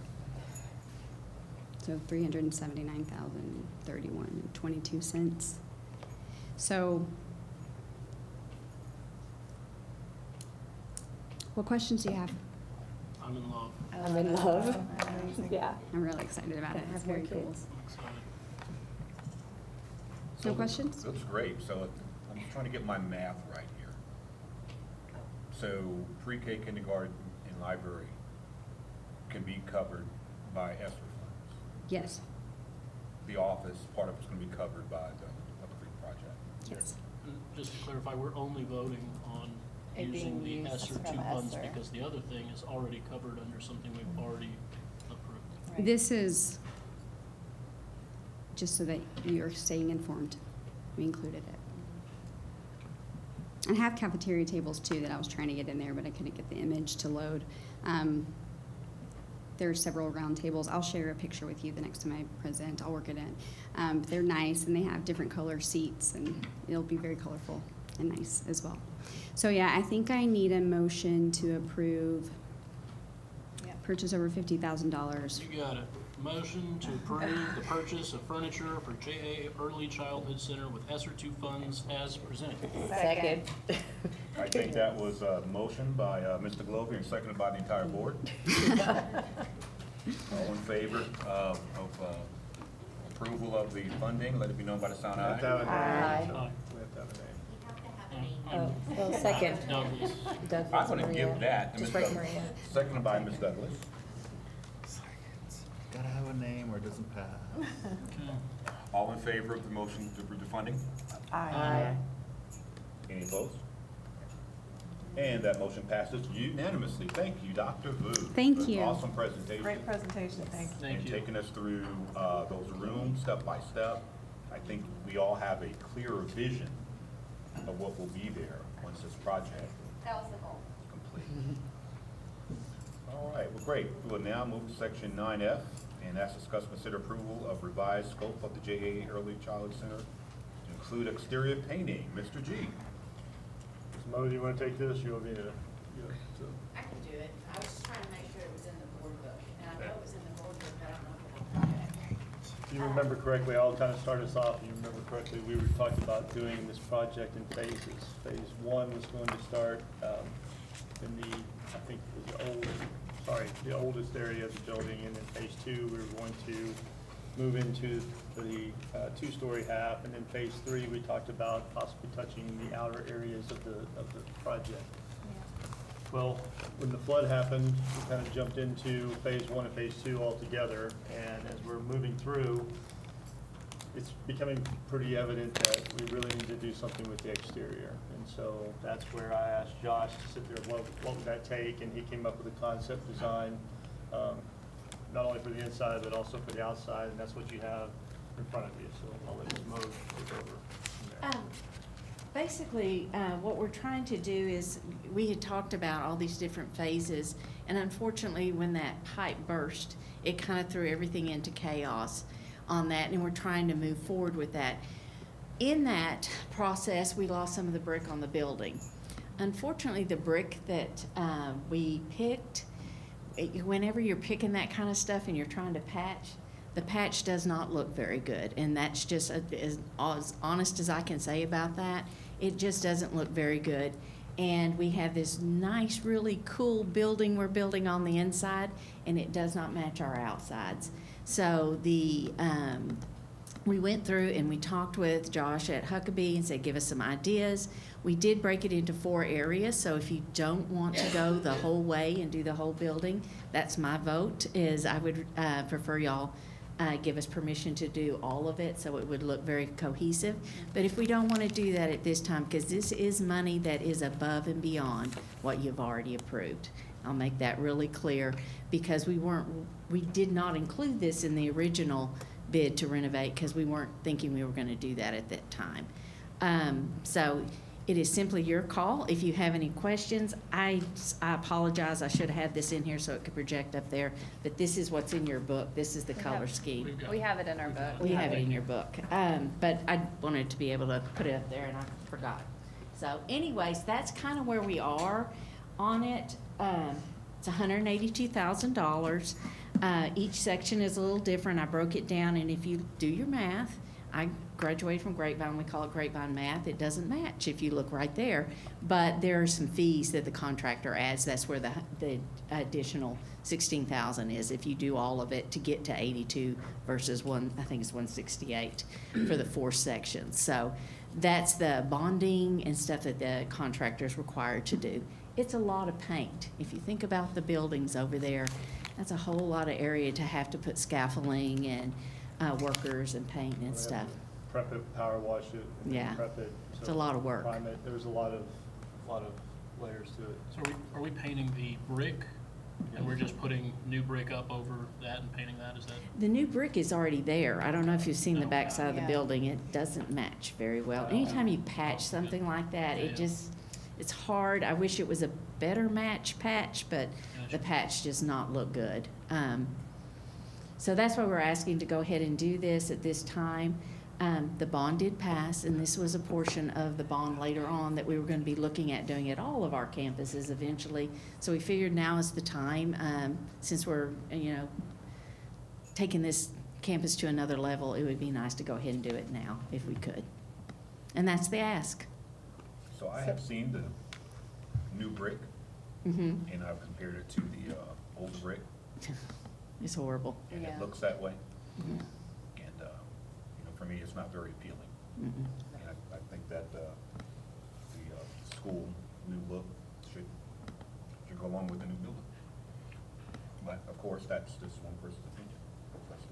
No, I think so too. And I think that was even brought up before when we were talking about renovating and people saying, well, why don't you just, because look at the outside. So I think this would be a nice compromise. And Even older half doesn't match up with the newer Right. half of the building, so you have, and so this really kind of takes care of all of that. Right, and since we're on track with all of the construction for it to open, it would be nice to have it at the same time. At the same time, and we can do versus- that. I've already had ABG text me twice, what's the answer, what's the answer? But it would be lovely to do it now, Yeah. and so we have a complete look there. For the whole opening of all, yeah, I agree. So my question is, where's the money coming from? It would have to come from the general fund. You would have to approve it out of the general fund. I'm assuming we have the money to pay for this. That was my next question, but you answered. We're looking at Mr. G. Mr. Adams, Yeah. we have the money to pay for this? Of course. Mr. Adams said it's, He'll find it. Today, yes. I mean, especially once we reimburse ourselves. What's the total amount that we're reimbursing ourselves, It's a little over $6 million. that we're reimbursing, those two that we just did today that we're reimbursing totals to about 6 million? Yes, Mhm. ma'am. And we're, the total cost, 182? 182. Is there I know it's coming from the general fund, but is it like operations, It'll come out of. building Fund maintenance? Just balance. fund balance. Just fund balance? Yes. Our savings account.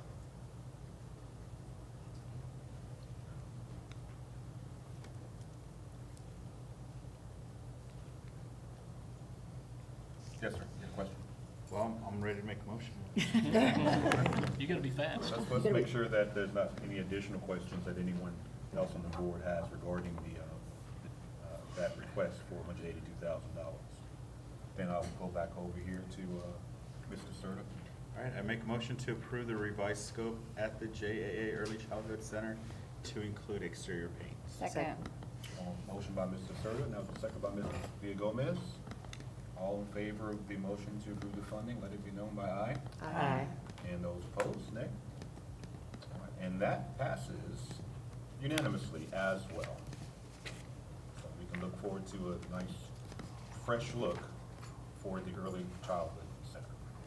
Okay, so we're now to 9G, discuss, consider approval of the purchase of additional student Chromebooks using LASSO grant funds. Brian, you coming down too?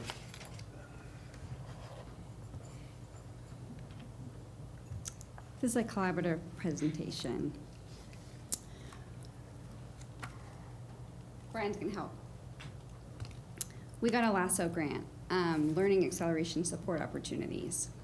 So essentially what we are awarded is materials and professional development to support the implementation of Amplify for ELAR and SLAR K-5. We're still going to be using our Fountains at Pinnell pieces and Haggerty and different pieces, so Amplify will take part of the literacy block, and then we're going to build in other pieces as well.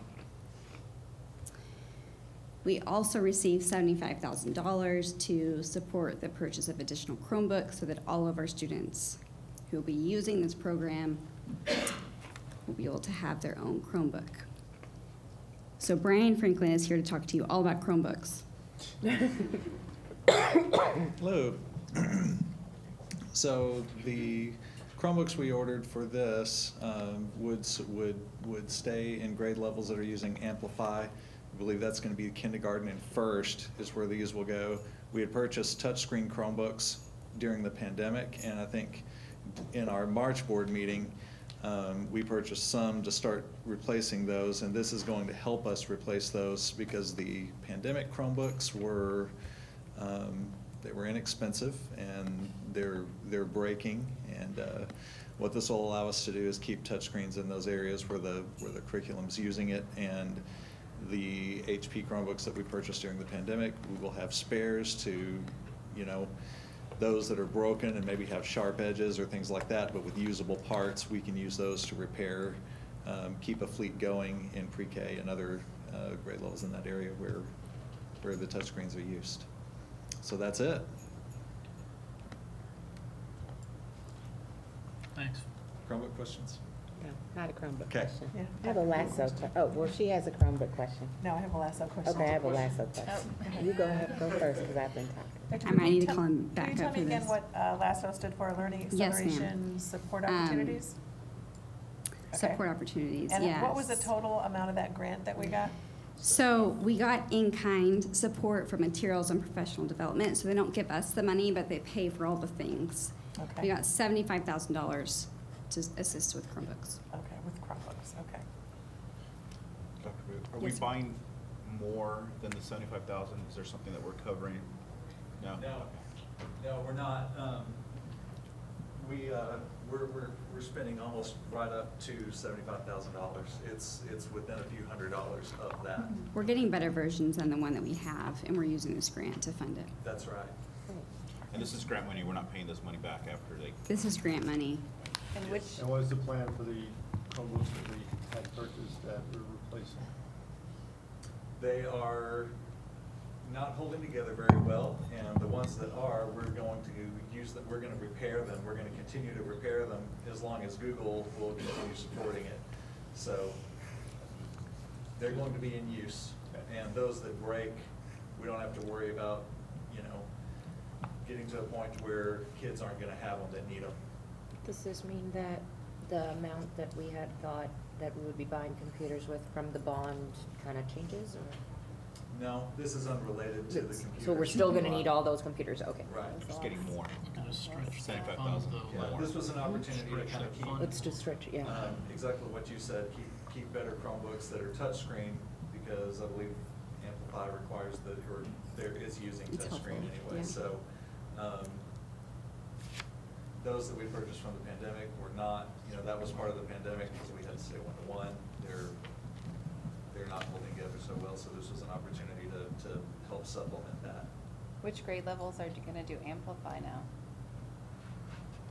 So we're doing Amplify K1. K5, ELAR, SLAR, but the Chromebooks are just for K1. Yes. We've been applying for grants more so this year and last year than previously, and it's afforded us lots of opportunities that we didn't have previously. So it's two separate grants? The way that they awarded it, it's a grant, but they have different, it's a book, and there are different chapters in the book. So one of the chapters says in kind, which means we get the materials, print and online. We get a different chapters of professional development. They're going to provide it for us. They're not giving us money to buy it ourselves.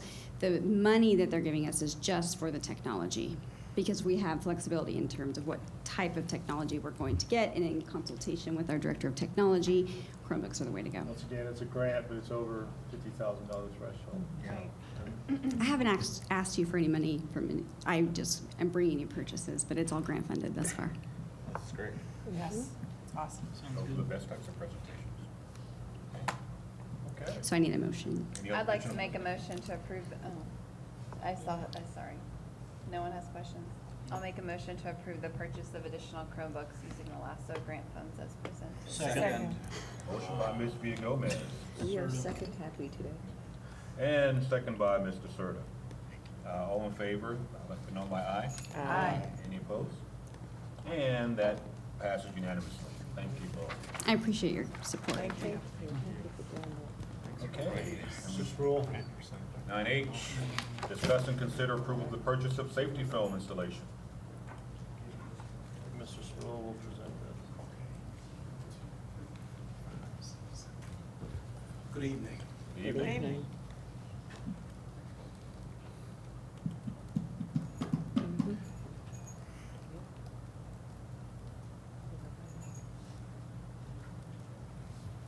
Okay, I'm here to talk to you about the safety requirement that the state has put out for safety film to be put on all lower level windows on all school buildings across the state.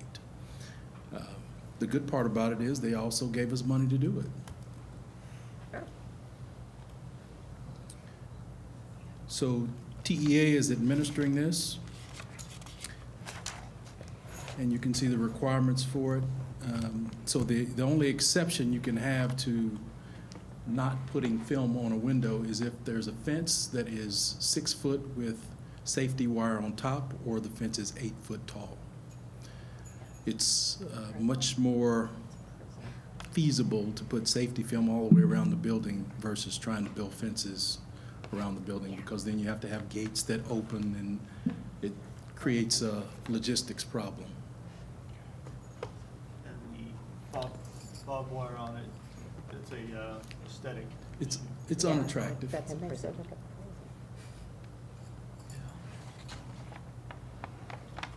The requirement to get this done is, well, to get it contracted is August 2023. So we're kind of in a hurry to get this done, but again, it's grant funded. So, and I've gotten 3 bids already. They allocated us $204,000, and we have several bids. NSG is the top runner, not just because they're the lowest cost, but because they have very good references. It's a very big company. They put film on multiple districts in the area, and nobody has said anything negative about them. And they can get us scheduled this summer. We're also looking at putting it on both sides of some windows, so not just the outside, but also on the inside. What type of windows can we put on the inside? Entryway. Well, the film, if you put it on both sides of the window, it just gives you a little more stability. It makes it just a little harder to get into. Buys you a little more time at the end of the day. So it wouldn't be like a blackout type deal? No, you'll be able to see through it. You can put, the reflective film on there, if you have a side of the building that gets full sun, if you want to reflect the sun, but it's not required. Yeah. Is this bid for both sides, or is this just for the one side? The 103? There's, That's all of it. it's all of it. That's all buildings. But Yeah, but inside and outside? Yes. Oh, okay. So it's not just the outside, and then if you want to do both sides, it's an additional funding? Not in all places. Okay. So security vestibules and that sort of thing, correct? Yes. Exposed Entry windows, doors. like anywhere windows are exposed, like, I'll give you an example, Delaney, right there at the very front where you're buzzing in, there's a window, you know, well. Put it on both that sides. would be- And if you think about the cafeteria windows at Arthur, the whole cafeteria is glassed on one side, and that's a great place to put it. So just for On both clarification again, the film that's on there would not prevent somebody from seeing in and seeing that there are students, like you said, in the cafeteria. It's not gonna prevent visibility. It was just, if that glass was broken, it's a little more difficult to just break and get in. Yes.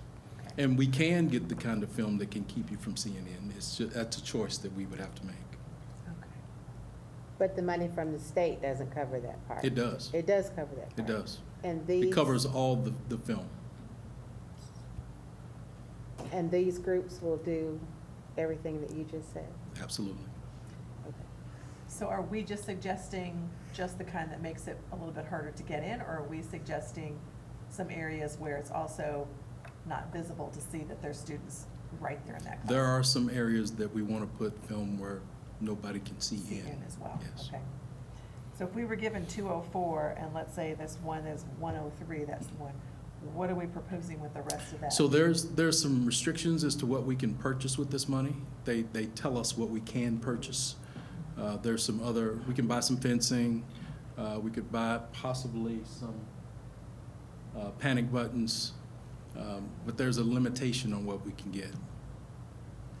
So have we thought about what we're gonna do with the rest of it? We have, Okay, so that's coming, yes, future presentation, yes. okay. To include panic buttons. Possible. Or fencing in some places. Panic buttons. Right. We have a lot of fencing that needs to be fixed. So there's a lot of different options to go with this. So just for clarification again, some of this, if we go with this 103, 417, some of it is going to be the kind of film that you can't see in, depending on where you feel that's required or necessary. Yes. And other areas, it will just simply be film that will give you a little more time to just break and enter. Right. Okay. Well, and all of that film will do the same thing as far as preventing Break and entry. enter, right. But some will have the additional feature of visibility. Right. Okay. And I'm consulting with the principals on where Where they to put might that. want that. Okay.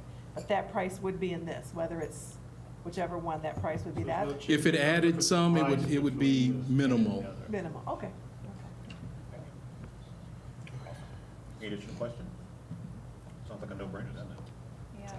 Make a I motion. move to approve the purchase of safety film with installation as presented. Second. Second. Motion by Mr. Glovier and second by Ms. Cruz Perez. All in favor of accepting the funds, the safety film, let it be known by the sound aye. Aye. Any opposers?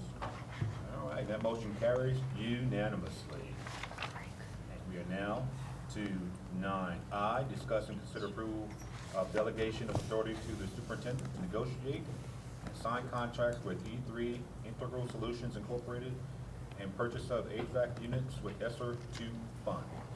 I assume Ms. Note is up for that. I'm up again. We're asking a lot tonight, but luckily, a lot of it is all grant money. So it's money we've already received. We just need your permission to spend it at this point. As we've talked at one of the special sessions, I let you know that we had already put out a bid for HVAC and we did not get any respondents. So to expedite this and not lose this grant money, we did go to the co-ops. 3E is one of the individuals we chose. With this contract, now keep in mind, this is ESSER money that all came about from COVID. So we originally had $300,000. We did spend a little bit. That lovely little blue thing over there on the wall is an air sanitizer, and we bought those and put those in high volume areas, the band halls, stuff like that. We had lots of people. So we did spend some of that money, then we got busy, and then we put the other bid out and didn't get any response. So now we're to a very small window of time now. So time is of the essence, and we need to spend this money. We chose Patterson originally because this money we wanted to get the biggest bang for our buck. The units at Patterson are mostly the original units that were put in at that campus, and they're all on the ground. And doing HVAC work, you have to you have to rent cranes to lift those units up, to take them on and off, and that's a whole lot of your money. And we didn't want to do that. This was grant money that was given to us, and we wanted to make the biggest bang with that. So Patterson made sense. We needed it there anyway. Their units are on the ground. So we were able to get more with that. We've got E3, they've come out and looked. We had 3 other vendors that came out and looked too, but E3 did put us a proposal together. It's in your board book. It's approximately $268,000. That is in today's money. So what we're gonna do with this is, we have $274,000 left. We're gonna owe E3 $6,000. We're not gonna use ESSER money for that because it doesn't qualify for that. That will come out of my M&O budget to pay them for their consulting fees. We have $268,000 roughly right now that we can replace up to 13 units over there, which is almost 75% of the school. So that's going to help us alleviate some of that bond money that we were going to have to switch those units out for anyway. So that's what I'm here today for the ask. We've got some logistics we've got to work out on the contract. So that's why we kind of changed this up a little bit to ask for permission to let Mr. G and I finish that up with our legal counsel and to move forward with this. But that was the main reason we're coming today, is to ask that we can spend this money with E3 and move forward and get those units replaced over there. Any questions?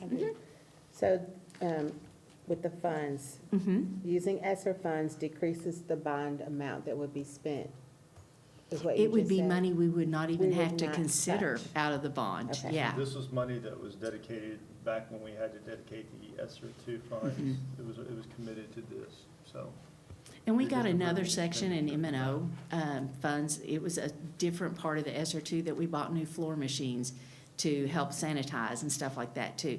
This particular amount of the money was deemed for air quality, which got us the air sanitation filters, and now moving forward to HVAC unit that we really need over there. I asked the question because when we were talking about the bond, if the concern came up, what if we don't need it? So I just want to, that's why I'm asking the question and getting the answer from you, is if we don't need it, we're not going to spend it. So this is something that we're using ESSER funds for, that we won't have to use with the bond money. Absolutely. Okay. And again, you said that this amount of money that we received, the ESSER funds, was deemed specifically for air quality. Yes. So it has to be spent for something in regards to Yes. air quality. And Yes. ESSER II funds expire when?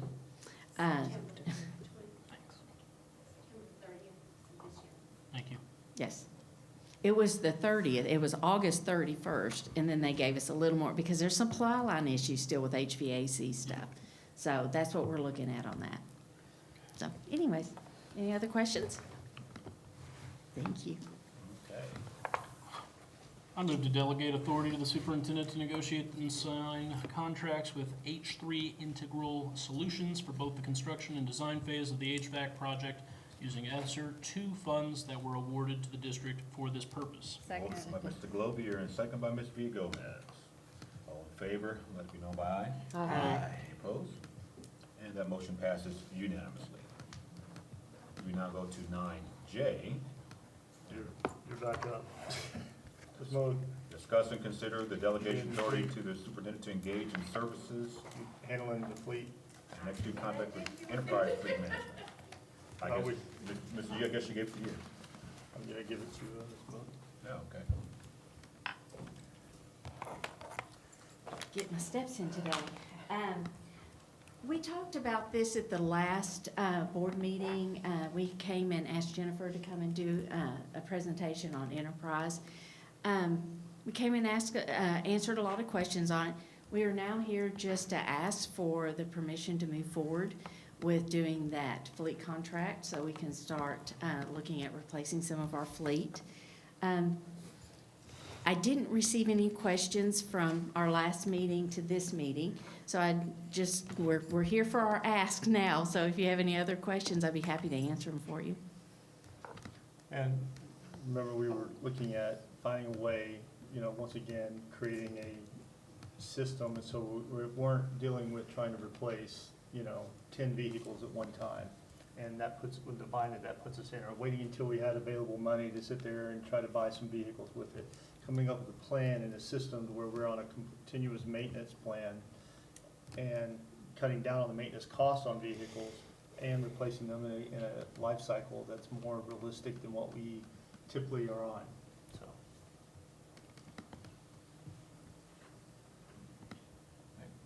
I know that's been discussed before, but if there are additional questions. I had nobody, I sent out a message, I've had no individuals reply to me to ask any questions, so. Thank you for also including letters from Others that are districts that have using used it and are enjoying the, yeah, because I think in the long run,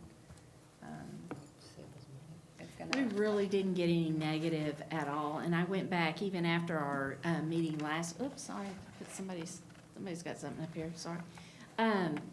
I went back and dug down even deeper, and really Enterprise is about the only one that offers us the equity portion.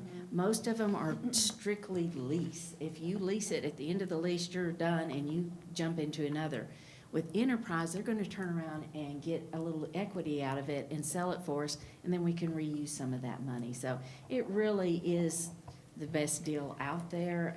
I did several of them, like D&M Leasing, we reached out to them just to double down on it, and they didn't even return our call. So, even the effectiveness of using, getting different varieties of vehicles to use in the district, because now that we talked about that, I can't tell you how many times I'm driving around and I see like one person in a Suburban or, so.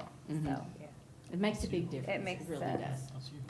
I've actually paid attention to that. Yeah. All right. Thank you. Ms. Cruz Perez would like to do the honors? Sure. I'll make a motion to delegate authority to the superintendent to engage in services and execute a contract agreement with Enterprise Fleet Management as presented. Second. Motion by Ms. Cruz Perez, and second by Mr. Douglas. All in favor of the motion, let it be known by aye. Aye. Any opposed? That motion passes unanimously. We now go to 9K, discuss and consider approval of owner Building Resources LLC as program manager for the 2023 bond program. So as you know, we have the bond that's passed, we have a lot of projects to do over the next 3 years. So, Mr. Gadbois, I think, is going to come up and present his, proposal to you. Good evening, board members. Well, you guys have covered a lot of ground tonight. So, hey, it's been a joy, it's been an honor working with your community over the last couple of years, going through the realignment, putting this package together. It's been a real joy over the last couple of months working with community members and engaging community members at open houses, that kind of thing. And you got a lot to be proud of. You got a lot of folks that are invested in your community, and they came out to support this bond. And our proposal before you is to provide you with the controls, the expertise, the protocols to ensure that what you promise the voters gets delivered on time and within budget. It's a comprehensive proposal to provide administrative services and provide on-site administration and management and observations of the progress. Work with your campus leadership on a day-to-day basis to make sure that we're not interrupting the instructional environment through the process of renovation and/or additions. And we'd like to help continue to be part of your successes. Good news, bad news, we work on a 30-day out clause. If I can't stand in front of you every month and talk about your successes and give you a clear understanding of where you're at with your budget, where you're at with your progress, send us packing. We've got to earn our keep every month with you guys. So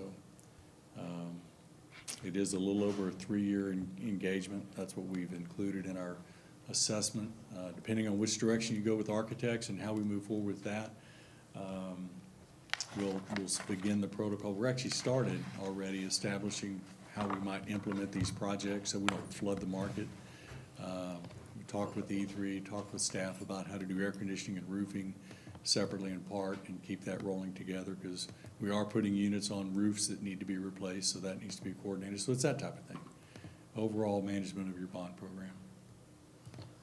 I said a long time ago, whenever Robert first started coming in, I don't know that any of y'all were here, Mrs. Mode and I are not construction experts. That's not our specialty. And, the sheer volume of the projects that are gonna be coming our way are not anything in our wheelhouse that, we feel like we're comfortable managing And having somebody else that's looking out for the best interests of the district and managing that would be beneficial in our opinion.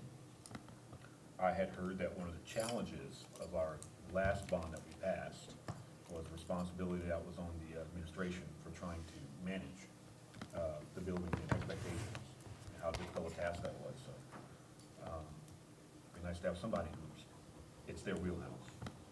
Well, I appreciate that, and I would like to emphasize, you know, it was really, I guess I'll use the word cool. It was cool watching the Early Childhood Center kind of come alive tonight, and that was a collaborative process. And although a lot of this stuff isn't necessarily sexy, we are going to be giving all of your campuses a facelift, and it's going to be an inclusive process where your staff, you guys, administration, everybody plays a part. Just like we did building this thing, you're going to be a part of executing it as well. And so it will continue to be a staff and community process throughout the execution of the bond as well. So my question, and I guess I'm the money question person this evening, unless I missed it, what's the cost? It's at the bottom of On what page? On the, 300. On the billing schedule. on the billing schedule? Building schedule, and it's on the Oh, last okay. page of the I contract. just looked at the schedule, I You didn't see should that. also have, I think, the scope of timeline of the work Yeah. as well. Yeah, it's all At the there. bottom of that. It is here in this graph, Okay, I'll just look Yeah. on yours. yes, but can you go over it a little bit? I can't look, Yeah, it's too so small. I see the different scope of work. Right. I've got that part of the graph. When you go down to the bottom, I see the monthly estimates there, I guess, if you will. Right.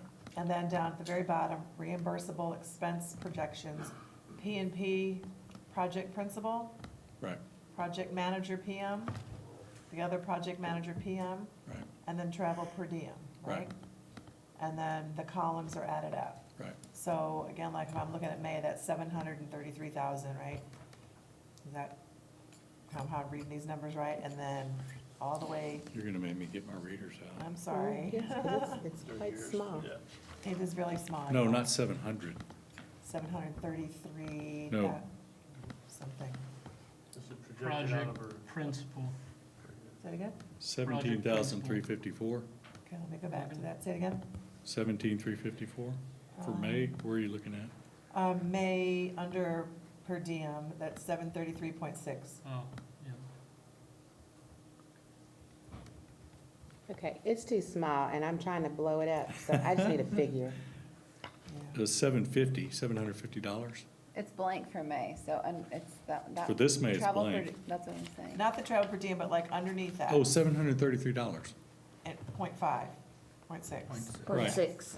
and 60 cents Yeah, so that is the only cost there for May? for mileage and travel, everything else, yeah.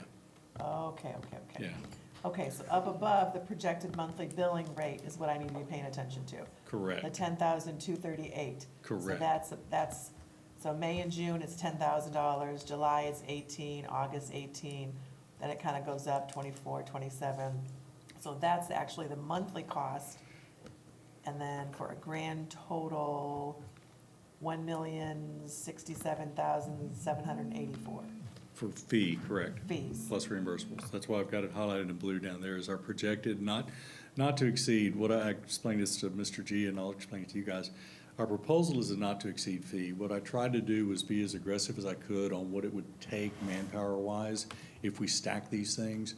We're already talking about shifting them a little bit. So as an example, May is not, we're not obviously gonna have that billing in May. So we will follow this curve, and each month I'll submit this summary to Mr. Adams so he can track where we're at relative to our overall fee. But it's not to exceed. So if the projects work out and we don't commit the resources to it, then what we don't spend comes back to you. If we go over that, it's too sad for me, we missed it. But right now, like I said, I was trying to be pretty conservative on the number of folks we would have on site and engaged in this, and I feel comfortable that we'll be able to work well within that not to exceed fee. And did I hear correctly, excuse me, it's 3 years? A little over 3 years, yes, ma'am. And 3 individuals. And wait, and There's 3 people on Three this. persons. The total is broken up and divided by 3. Project principal, project But manager. it's, for 3 years and 3 Project leader, people is manager. 1.2. Administrator. Not to Million? exceed 1.2, yes. Not- And I know we have been working with you, like you said, over the years, doing other things, but did we bid this out? And get any other estimates? For what we do, the short answer is no. Okay. But Thank you. we're considered a For professional that. services, and you're engaged based on demonstrated competence. So Very good. hopefully we've demonstrated a level of competence, but it's not, you can't bid it. You can go through an RFQ process, much like you do architects. Okay. But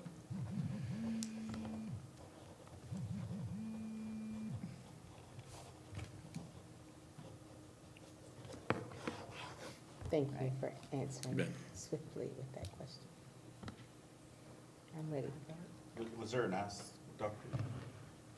Douglas? I think I got the ask and the answer. That it's based on, we could go out to an RFQ process, but basically demonstrated competence over the years that we've worked. There's nothing Correct. else? We're good? Because it sounds like, do we want to table this? It's a lot of money.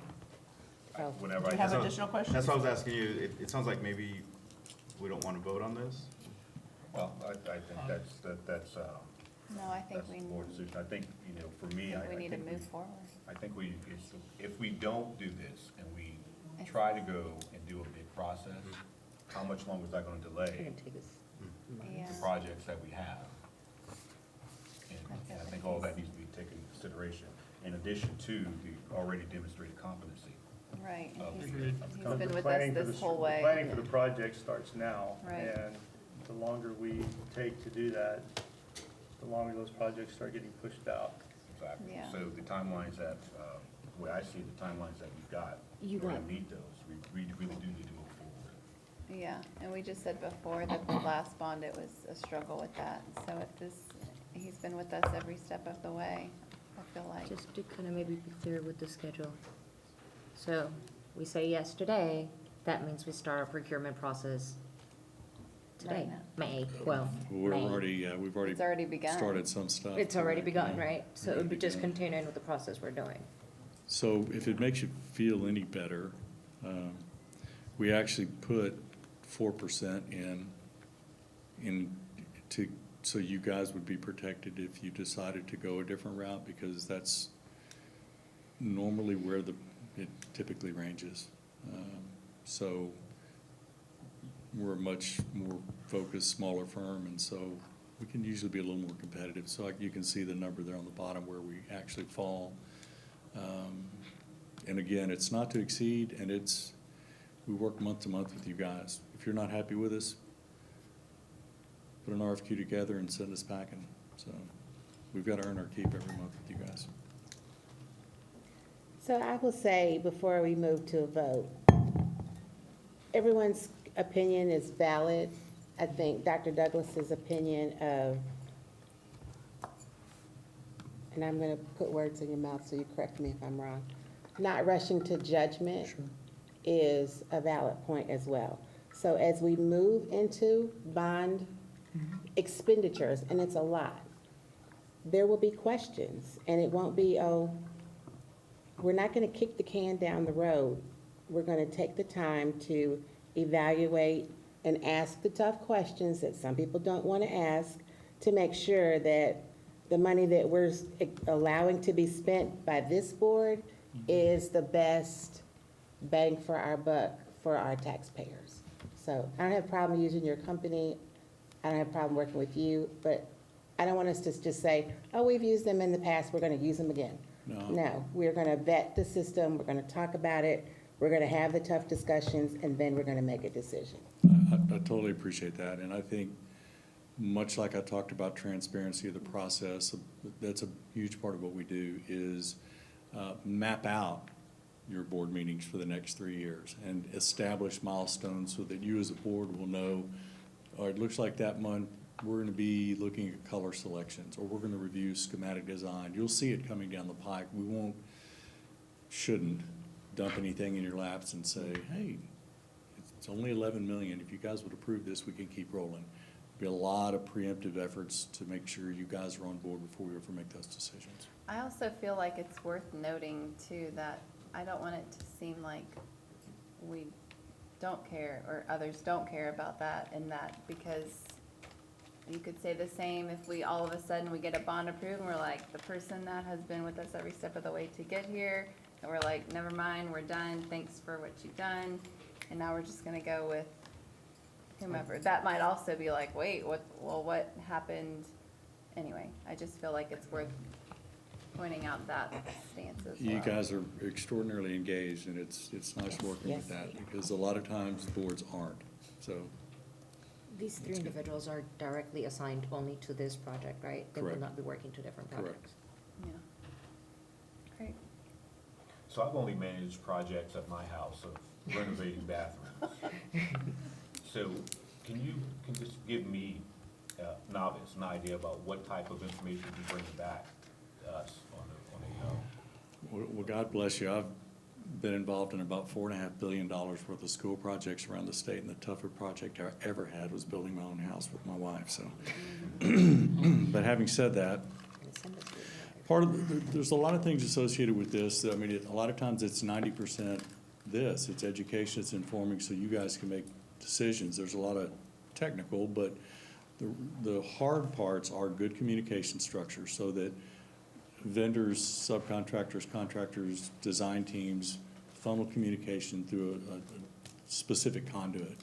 We also have a cost tracking system that tracks every cost by every project, that we will typically quarterly sit down with Mr. Adams and go through our cost tracking to make sure his dollars match our dollars, because just like tonight, or you guys have purchased technology already, you've made some commitments out of bond funds that we have no idea about, but we want to roll that into our overall cost tracking so that at the end, you've got a very detailed accounting specifically by project, not just because we spent this much money, on where all your money went. All invoices funneled through us. We review those relative to work progress or actual materials or equipment purchase. We sign off on it, we put a cover memo to it, and we send it in for payment. So there's a digital and hard copy record of everything that gets done on the program from a cost standpoint. We also have project management software that will take all of the project files from RFIs to submittals to as-bills to plans to specs, you name it, that at the end, we hand you guys a digital file of your entire program. I know just going through the few small projects we've had and trying to look back to the 80s and 90s and find a set of plans for some of these buildings has been very challenging. And so creating that digital record of the success and progress of this program is a big part of what we do. One of the most important things we do is actually, much like my wife was wearing the plumber out every day in the house, we're on your campuses, and so we're coordinating efforts with your campus leadership. We're managing access and egress. There will be some work in and around the campuses that will require us to maintain appropriate safety and security. But interacting with the campus leadership and managing the day-to-day challenges on a project is a big part of what we do. We also provide detailed reports that get sent to the administration and the design teams. They can be shared with you guys. And most importantly, and I've talked a little bit with Dr. G about that, Dr. G, not yet, Mr. G, about expanding your website and actually creating a bond program website so that folks can get on, log on, click the button for the bond, and they can see current photos, current progress, everything that's taking place on your program. They can go back and look at the documents that led us to these decisions, and then they can look at the budget, where we're at, what we've spent, what we've got left to spend, and everything else. They see all the parties that are engaged in each individual project, and then again, come back to you guys once a month and give you a detailed report of where we're at, so. I will also point out, these are multiple projects spread out over 3 years, but multiple projects all going on at the same time and all having multiple levels to those, and the planning process of working through what gets done next and ensuring that that work is getting done by the people that are hired to do it, so. Yeah. I love the monthly reports, and I think the website will be so important for the community for just informational transparency and, you know, involvement. Right. I think those are two really key components there. Yeah, and we'll have to do a good job of working with your staff to make sure that it's those websites are out there, and I've even had board members complain that we're just not getting word out to the community. And that was a board member that was a huge advocate for the bond website, and that bond board member hadn't even gone to look at it. So tagging it with your Facebook and or Instagram so that folks are reminded that it's out there, and then working with your local news folks to keep it out there, keep it live is gonna be important. Any additional questions on my left? Any additional questions? Nope. All right. No, sir. Okay. Anybody feels confident enough about this, I'd entertain a motion. I make a motion to approve Robert Gadbois. Gadbois. Gabois of Owner Building Resources LLC as a project manager for the 2023 bond program. Motion by Second. Mr. Serta, and I believe that was seconded by Ms. Cruz Perez. Oh, okay. Yes. All in favor of the motion of Houston Gilbert Resources LLC, let it be known by a sign aye. Aye. Any opposed? And Thank that you. motion passes It's unanimously. exciting time. Thank you very much. Don't go anywhere. Thank you, Don't Mr. go anywhere. Don't go anywhere. You're next. You're up next. 9L, discuss, consider, approve the selection of architectural firms for the 2023 bond program. It's the same, similar conversation, because now we have two architects that are working in-house right now for us doing projects, but we also have another option. I'm gonna let Robert kind of go through that scenario with you, so. Okay, yeah, threw it out there. And this is along the lines of what you guys just talked about. And we went through a process of request for qualifications, if you remember, and I'm not sure if everybody was part of that, but we brought in some firms, we interviewed them, we talked to them, we settled on Huckabee and Reliance. And, you know, both of them have done a really good job I think, immersing themselves in their respective projects, in their respective campuses, working with campus leadership, working with the administration, keeping everybody in the loop as we went through the design process and the decision-making process. We've actually engaged in some dialogue with both firms to see what their current workload is, current resources, and can we keep the same teams, you know, engaged in Kennedale if we decide to go forward. And looking at the timeline, looking at where we might want to be with projects and looking at the workload, our recommendation is for you guys to consider continuing utilizing Huckabee and Associates and Reliance. And we will partner them. We've already looked at a possible pairing of projects. I think Huckabee is well suited for the high school, particularly culinary. Their experience is gonna, I think, play well with that. We also think they're well suited for Delaney. It's very similar to Arthur with the tilt wall construction. And so as we look at going in and redoing all the finishes in that campus and dealing with the drainage issues, they're well suited for that. I think Patterson is a great fit, as well as the junior high, and that's about the same amount dollar-wise of construction. And then we've got the central warehouse that we'll deal with. I think when we look at the roofing efforts and the mechanical efforts district-wide, we'll probably go a different route. We won't necessarily need an architect for those things. We might look at your roofing consultant that helped you with your last assessment to actually do that design. But as far as the actual design on the main campuses, our recommendation is that you consider Huckabee and Reliance. If you want to step back and put out an RFQ, we can do that as well. It's just going to cost us a little bit of time, but we can do it. That just delays everything. It does delay, it does delay things.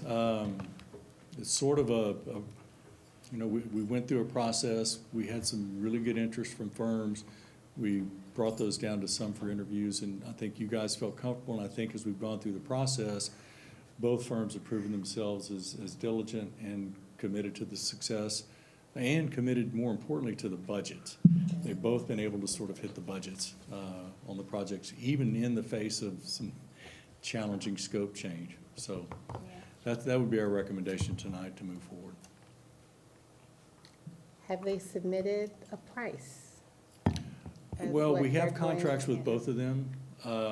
Again, professional services, we can't bid that work out. That's why we went through the qualifications process and the interviews. They're both going to be in the same fee range that they are right now. with their work. And what they proposed so far, what we're working under now is in line with industry standards, so. Yeah, remember when we had, I was gonna say, remember when we went to the junior high and we had all those different architects come and present, that no one can say what their Yeah. fees or pricing is or We anything cannot like that. ask architects what their Costs bottom are- line is and all that right. stuff. I mean, they said it's standard right That- around 6 to 7%. And that is part of our job. If you authorize us to negotiate with them on these projects, then we will sit down with Mr. G and say, let's talk about the scope of work, and we will negotiate a fair and reasonable fee. If they come back with something silly, we'll come back to you and say, just didn't work out. But I know both firms have committed that they cannot do all of the work. But they do want to continue to serve Kennedale. And the way we've got the projects broken up right now, it fits well with their manpower resources and I think their expertise. Between the two of them, will they be able to take on all the projects? I know you said Yes. individually, Except, one couldn't do all of them. They could do them all over the course of the next 4 or 5 years. And I don't think the community would tolerate that. And so the way we've staged the projects, just initially, here's our thoughts. High school, junior high additions and renovations, that needs to go first. The additions need to start because that gives you breathing room. I would also like to get into the high school and the junior high over 3 summers. We need the summer of 2024, 25, and 26.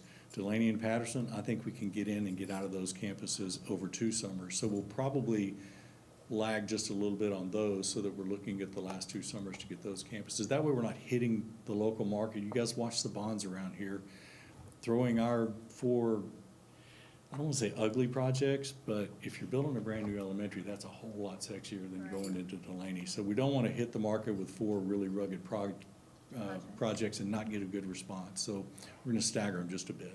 I also feel personally that, I feel a lot better versus, before when we kind of blindly picked off of what people, now we've seen people in action, they're sticking with the price tags that, Yeah.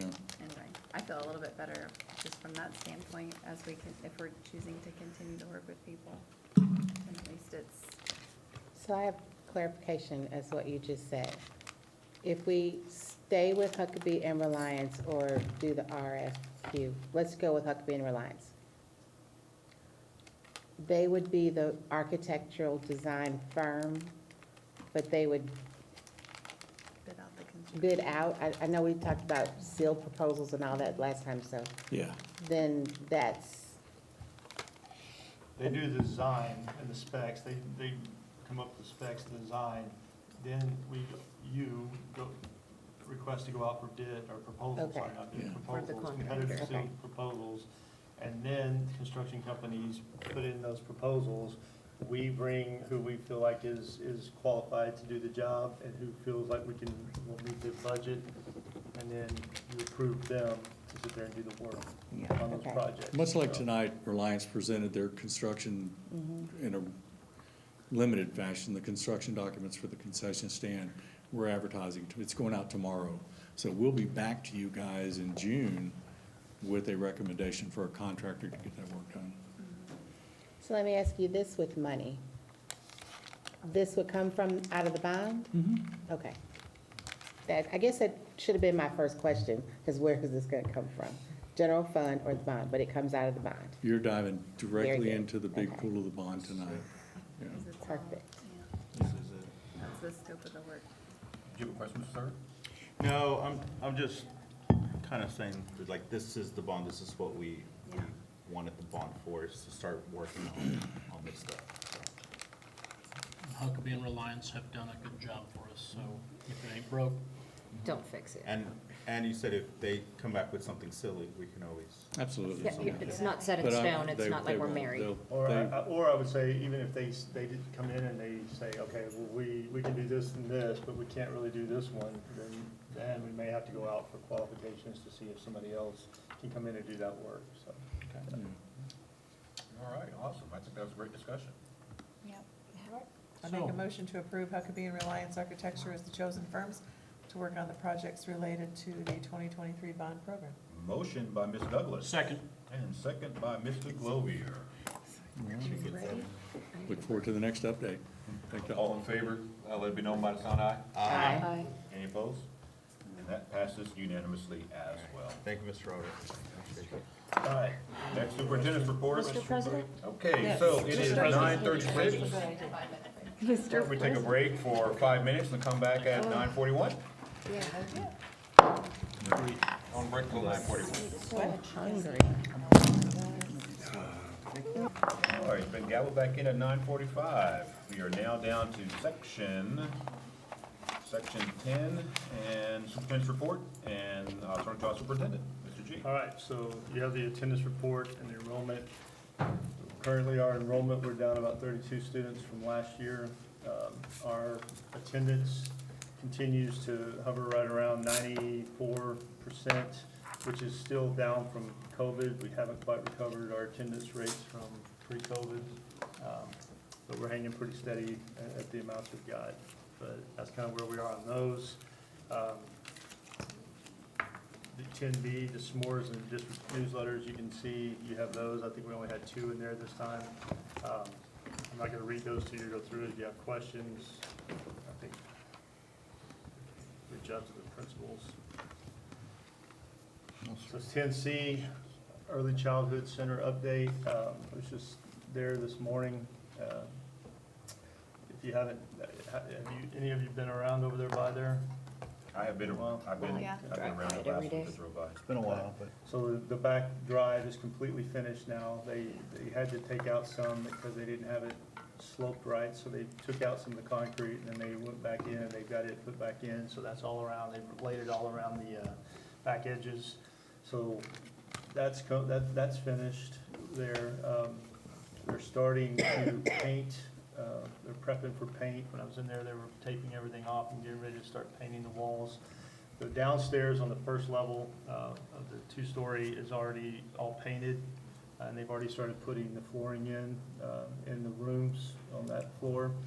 Like I said, upstairs they're prepping it for paint, and then the other half they're getting the water suppression system in. As they put the water suppression system in, they're bringing the new grid, ceiling grid in behind it. So that's all coming in. As they do that, they're putting the lighting up. So it's starting to click pretty quickly. So it's making progress. Miss Wells is shaking her head over there. So she took teachers on a tour the other day. It's a lot of work going on. You go in, there's a lot of stuff, but there's a lot of, the floor tile is down in the bathrooms. They started putting the wall tile up, and now they're starting to put the decorative tile around the top, the colored decorative tile around the top. So that's all coming in. So anyway. Can I revisit something real quick? Sure. You know, I saw that Dr. Lou said something about one room where the. Case frame? Yeah, can you explain that a little bit more to me? Well, whenever they demoed and started tearing out, that was one of those rooms that the wall had not been torn out. That was one of the rooms upstairs that hadn't been torn out. Well, when they demoed it, there's a big X frame that goes through that supports, and it can't structurally come out. So we're having to design around. Our architects at Huckabee, Josh, has been having to design around it. We've been working with the design company that we're doing. Exhibit Concepts, thank you. Gosh, we've only had how many meetings with them, and I can't ever remember their names, apologize. But Exhibit Concepts, the ones that are doing not the graphics, but the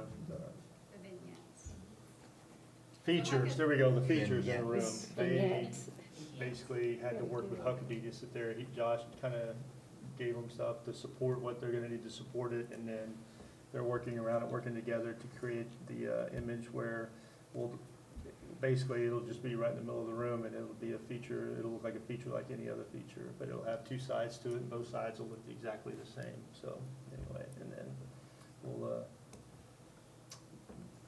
move forward. So just we're designing around something that we weren't prepared for. So, but did that answer your question? Yeah. Okay, but it was only the one room, so that was it. And then all the playground equipment has been ordered. Now we've got all the furniture that will be ordered, making sure that we're getting it in. We've got cafeteria tables have been approved through TDA, which is the Texas Department of Agriculture, so that's all was approved today. So it's coming together. Still on track to move in the fall? I'm sorry? We still moving in the fall? Yeah, and we're already making plans on how to start getting teachers ready to move their stuff and what stuff we're gonna move and what we're not gonna move and where it's gonna go and get stored and everything else, so. Yeah. So that's on our end, but, you know, it's just the logistics of it. All right, And any other just to questions on early childhood center? Just to reiterate, you said too that you had asked previously the current kindergartners if they wanted to stay at their home schools instead of going, so the fall will just be pre-K and kinder. Yes. And then the next year, those kindergartners will just roll up to first grade. So Right. they've already been on the campus, they'll just roll Yes. up and the pre-K will roll to kindergarten. Versus About first 82% grade of the going and parents that coming we back. surveyed Yeah. were not in favor of their Yeah. kids going to the early childhood center this first year. Just for 1 year So to come right back. It was just too many moves, Yeah. especially for the Patterson students that had been pre-K at Delaney, Yeah, back to Patterson, then they'd be back over to the early childhood center, then back to Patterson as second graders. That was just way too many moves, That's a so lot. we're cutting that out. So. And remind me, is pre-K for all pre-K, any pre-K, or just qualified pre-K? Qualified pre-K. Qualified pre-K. And the few teachers that we have that are on staff that need pre-K for their children, so. But they will have to pay, so. that's good. Thank you, sir. All right, and then when we evaluate numbers and see where we're at, then we might be able to add some other students, but we'll have to wait and see. Okay, so we're looking at qualified pre-K first, we'll see the numbers, and then if we have capacity, we may be able to at some point open it up for all pre-K, or more pre-K. More. More Not- pre-K. not I all. wouldn't say all pre-K. Okay, I'd say more pre-K, more pre-K, okay, yeah. just because of capacity. Okay, And a lot of that also depends on our kindergartner numbers as well, so, and how many classrooms we have to have for that. So. okay.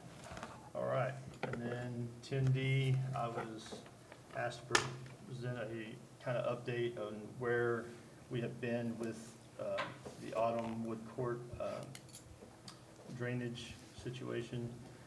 So I'll kind of start through a timeline. I just went through and created a timeline of events of how things happened and where we are at and what happened from those results. So on Thursday, November 10th, I was contacted by Dustin Verona through email with videos of the drainage runoff. I replied to his email the next day that I would be reaching out to City Manager, Mr. Hull. I sent a request to meet with Mr. Hull the next day. I reached out again on Thursday, November 17th, requesting to meet and received a response that he was out of town. And then we were out for Thanksgiving break. So we ended up speaking we spoke by phone and on Tuesday, November 29th. And he stated that he needed some time to look into the issue. I met with Mr. Hull at 9:00 a.m. on Monday, December 12th in the City Hall conference room. He requested we meet again after the new year as he was waiting for his new Public Works Director to report to work in Kennedale, and he needed him to look into this as well. So following the new year, I finally met with the City Manager, Mr. Hull, and Christian Sugrum, the new Public Works Director for the City of Kennedale, at 8:30 a.m. on Thursday, January 19th in the City Hall conference room. I then met with the two homeowners, City Manager Hull and Mr. Sugrum, at 10 a.m. on Thursday, February 2nd in the City Hall conference room. And I apologize, I don't know the gentleman's name that was with Mr. Verona, but there were two homeowners at that meeting. I then met with City Manager Hull, Mr. Sugrum, and our Director of Facilities and Operations, Mrs. Mode, at 9 a.m. on Monday, March 6th in the City Hall conference room. We set a meeting for Friday at the junior high school. Mr. Hull had requested our council draft an agreement. Our council, Liz Nelson, drafted the agreement on Tuesday, March 7th. I sent the draft of the agreement to Mr. Hull and Mr. Sugrum. I then met with the Director of Facilities and Operations, Eileen Mode, the Head of Maintenance, Robert Mendoza for Kennedale ISD, City Manager Hull, Mr. Sugrum, and I believe his name is Mr. Hopper. He's the Head of the Public Works. I'm not sure if that name's correct or not, but I didn't have him on the email list. From the city at 8:30 on Friday, March 10th at the junior high school to discuss planning. We developed a tentative plan to bring back to the homeowners.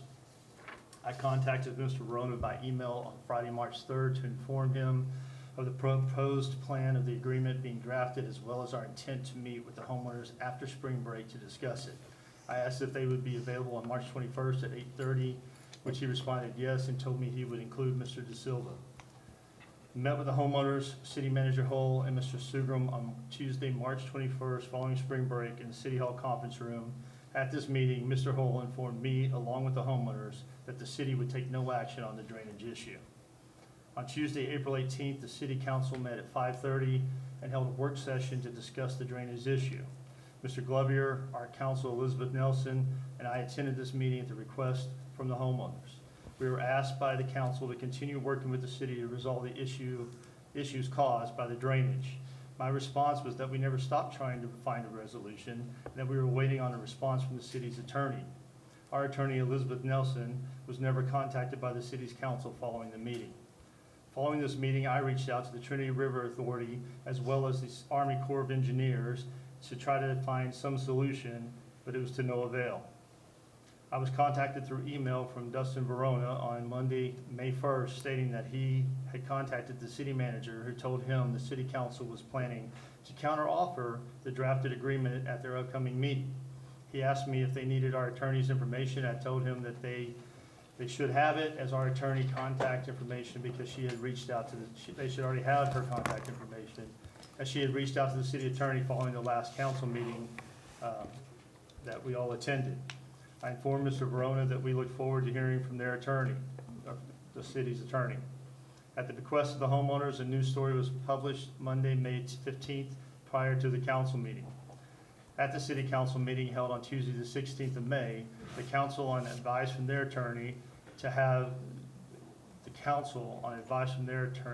taken no action to present a counteroffer to help find a solution to the drainage issue. As of this time, our attorney still has had no outreach from the city's attorney. And that's basically where we stand. And that's kind of the path to where we've gotten to where we're at. So, not kind of, that is the path. So. Can I say something? We don't have a discussion during this time. So that's the report from the superintendent as of where we are at this particular time regarding the Autumn Creek flooding situation. Are we still open to work with the city? We have been open. Okay, just And making sure. I said, Ms. Nelson's sitting right here, and we have, I stay in contact with her all the time, asking if they've reached out or if they have, and there's been nothing. So, as I said, we have been very, I think, forthcoming with trying to sit there and find a solution with the city, but we're not the one that's holding that up. So, okay, so we need to move on. Okay. You had a question, Ms. Douglas? Yes. Okay. So what you're saying is that we made a proposal. It's our understanding that there was maybe going to be a counter proposal, but we have not, our attorney has not heard anything from the city. Whether it's a counter proposal, whether it's a rejection, whether it's a nothing, we just. And I was told by Mr. Verona that the city manager had told them that a counter proposal was coming. Right. Yeah. I believe that was stated by Mr. Verona in our last meeting when he came and spoke with us. Right. Looking for an update, but we haven't Yeah. received anything. So do we have a next step? Are we gonna reach out to them again? Or are we just gonna stay steady, waiting to see if they respond or if they counter proposal, or what is our As I stance? said at the last city council meeting, their attorney advised them, and this is when they were supposed to do the counter, he advised them that they should have no action to do anything to help solve this problem. So that was what I gathered from what I've witnessed on the city council meeting. We didn't hear that from the attorney directly. We heard that from the city? No, that was the attorney speaking at the city council meeting. Okay, so the attorney was speaking at the city council meeting and basically advised them to do nothing, To take no action. to take no action, which is why we probably have We not haven't heard back, because their position is Stand they're here. gonna take no action. Okay. But to your other question, are we still receptive? Yeah, we're receptive to it. We're not getting anything in return, so. Any other questions on that? All right. Did you- I did. So with, Huh? in the meeting with the, when you said the last one you met with the city manager, I can't hear you very well. when you met with the city manager, at that time, the city was willing to work with us to alleviate or help the homeowners. Did I understand that correctly? Like, it sounded like they were on board to working with the city and the homeowners, I mean, the school district and the homeowners. Right. And then Something changed. on May 1st, The something, attorney, yeah. the attorney told them to stop. There's something not being mentioned here. That's why y'all are confused on why it is what it is. The city didn't like the agreement, but they never made a counter offer to come back at that. That's why we were on this last city council meeting, we were expecting them to, we were told that they were going to counter with some sort of, and we never heard anything again. And then at this last meeting, the attorney once again said they should take no action. So that's, And you've been going to city council meetings trying to, I didn't go to the They're last one, recorded. but we went to the one before, Yeah. so, yes. And I know this is not open this morning, but I can shed some light on this that I think would make a lot of sense and answer a lot of questions that maybe we get this going a little further. Do y'all want to have a discussion with them on this? Why not? I mean, if it's gonna give information, I'd be okay with it. I don't know if it could be a it's comment if appropriate. it's, yeah. Yeah, comment maybe. So I don't think we need to go back and forth, but I'll allow you to make a comment. We're listening. Because if I mean, if Yes, there's something that's crucial, like, just say it, just tell us. Thank you. I appreciate you allowing me to do this. So, the timeline, yes, the school district made a proposal to work with the city. That the city would come in, do the work, use their machinery, pay for it. But once they got the contract from the district said, city, you take all liability, all responsibility, we have no responsibility. The city saw that and said, no way, why would we do that? We don't own the property, we're not a part of the property.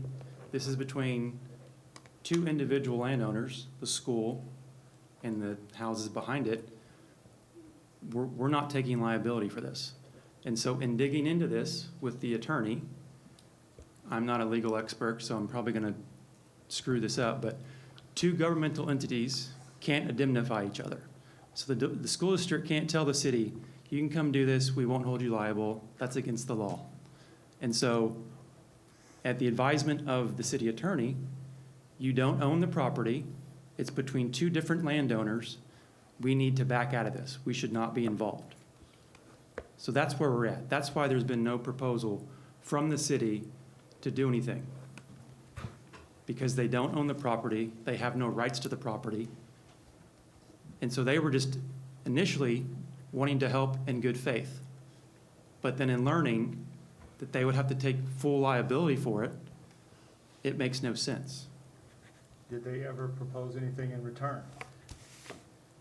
Yes. No, they didn't. Not formally, but I can get it said formally tomorrow. They never proposed anything to our attorney. They shut the door after that. They did at the last meeting, they said, since it's not our problem, we will back out 100%. I'm just telling you, we have heard nothing from the city. I'll get it Because we formally. could say the same thing, right, with as far as liability and, you know. Well, but it's on it's the school's property. No, it's actually And your this is property where- that has This the is why we problem. don't need to have this conversation. Right. I was gonna say. It's not an open No, forum, yeah. Mr. President. I believe we should not continue with the conversation. All right. Thank you. Thank you. Thank you. All right, okay, so let's move to section 11, upcoming meeting dates and time. Yeah. So our next meeting will be in the month of June. After SLI. We After may SLI. or may not have to set a time aside or try to find a time for a special meeting because there may be some more things coming that we may have to get approved, just because of timelines. So I would say, I know our meeting is moved, didn't we move it already to the end of June because of SLI? Yes. To the 29th, right? Yes. All right, possibly having a time in early June to have another meeting for a special meeting. So June 29th, we already have one, and then we may be adding an additional one, is that right? Yes. 2 meetings back to back, Oh, it may be like, the 22nd and the 29th? it may be like I'm the first week free. of June possibly. That'd probably be the, First week of June. That's Yeah. next week. What do we have? if we have to, there's some stuff with Shars and Shack that we may have to sit there and get done. Okay, like the week of June 5th. We're talking June, yeah. I'm, How's everybody looking that I'm first personally week? good for any day except Tuesdays are really hard for me because I have to be at 2 places at the same time. I'm out of town that whole week, but feel free to go ahead. Nothing works. I am available the week of the 5th, so. I mean, but You're the she's only not, one's not Ms. available. Moody, I'm available. you available, Ms. Douglas? Not Tuesday, but if we As did. long as we have a quorum, we wouldn't Yeah, have to. go ahead, Yeah, that's fine. as long I'm as- good as long any as it day wasn't but Tuesday, Tuesday. I can do the week of the 5th. You can't do Tuesday. Not Tuesdays, right. Are we looking Wednesday? So I could do Monday, Wednesday, Thursday, Friday, Saturday, Sunday too. What about Monday? Get out of the way. Yeah, Monday's good. Everybody okay with Monday? This is tentative. We may not have to have the meeting. We're just trying to You're get. still Have not it- available Monday? I'm not available that whole week. Oh, The 5th through the 9th, I'm out of town. So let's tentatively put it down for, June 5th? 5th. on the 5th.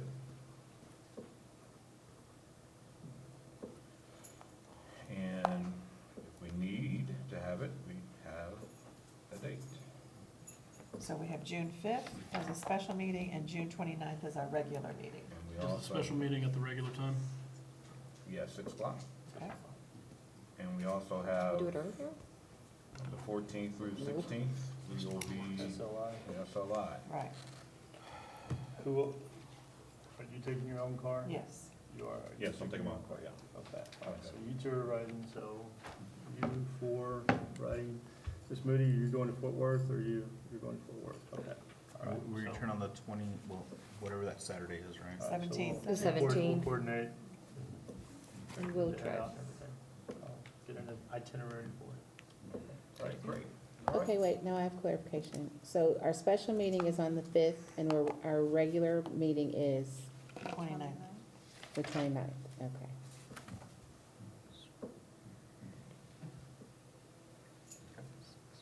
Okay, thank you. All right, great. And go to personnel, number 12.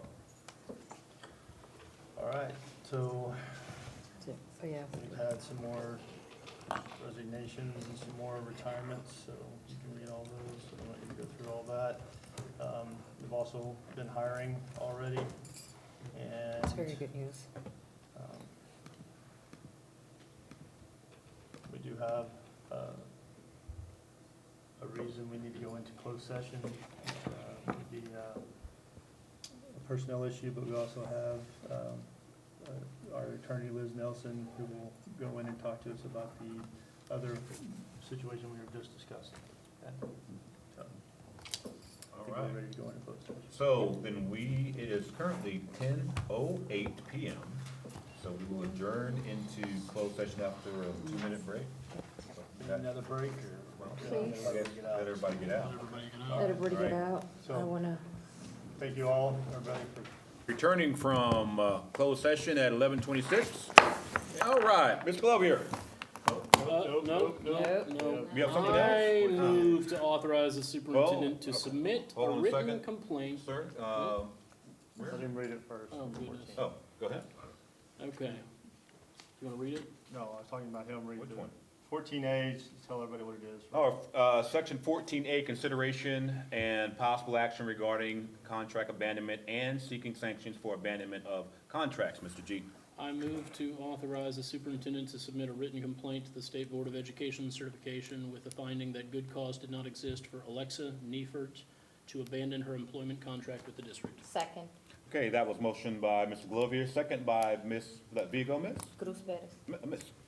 Perez. All right, all in favor of the motion for sanction, let it be known by the sign aye. Aye. Aye. Any opposed? That motion passes unanimously. And that brings us to section number 4. Mr. President. Yes, sir, Mr. Glover. I move to adjourn this meeting and get up out of here. And I done at 11:27.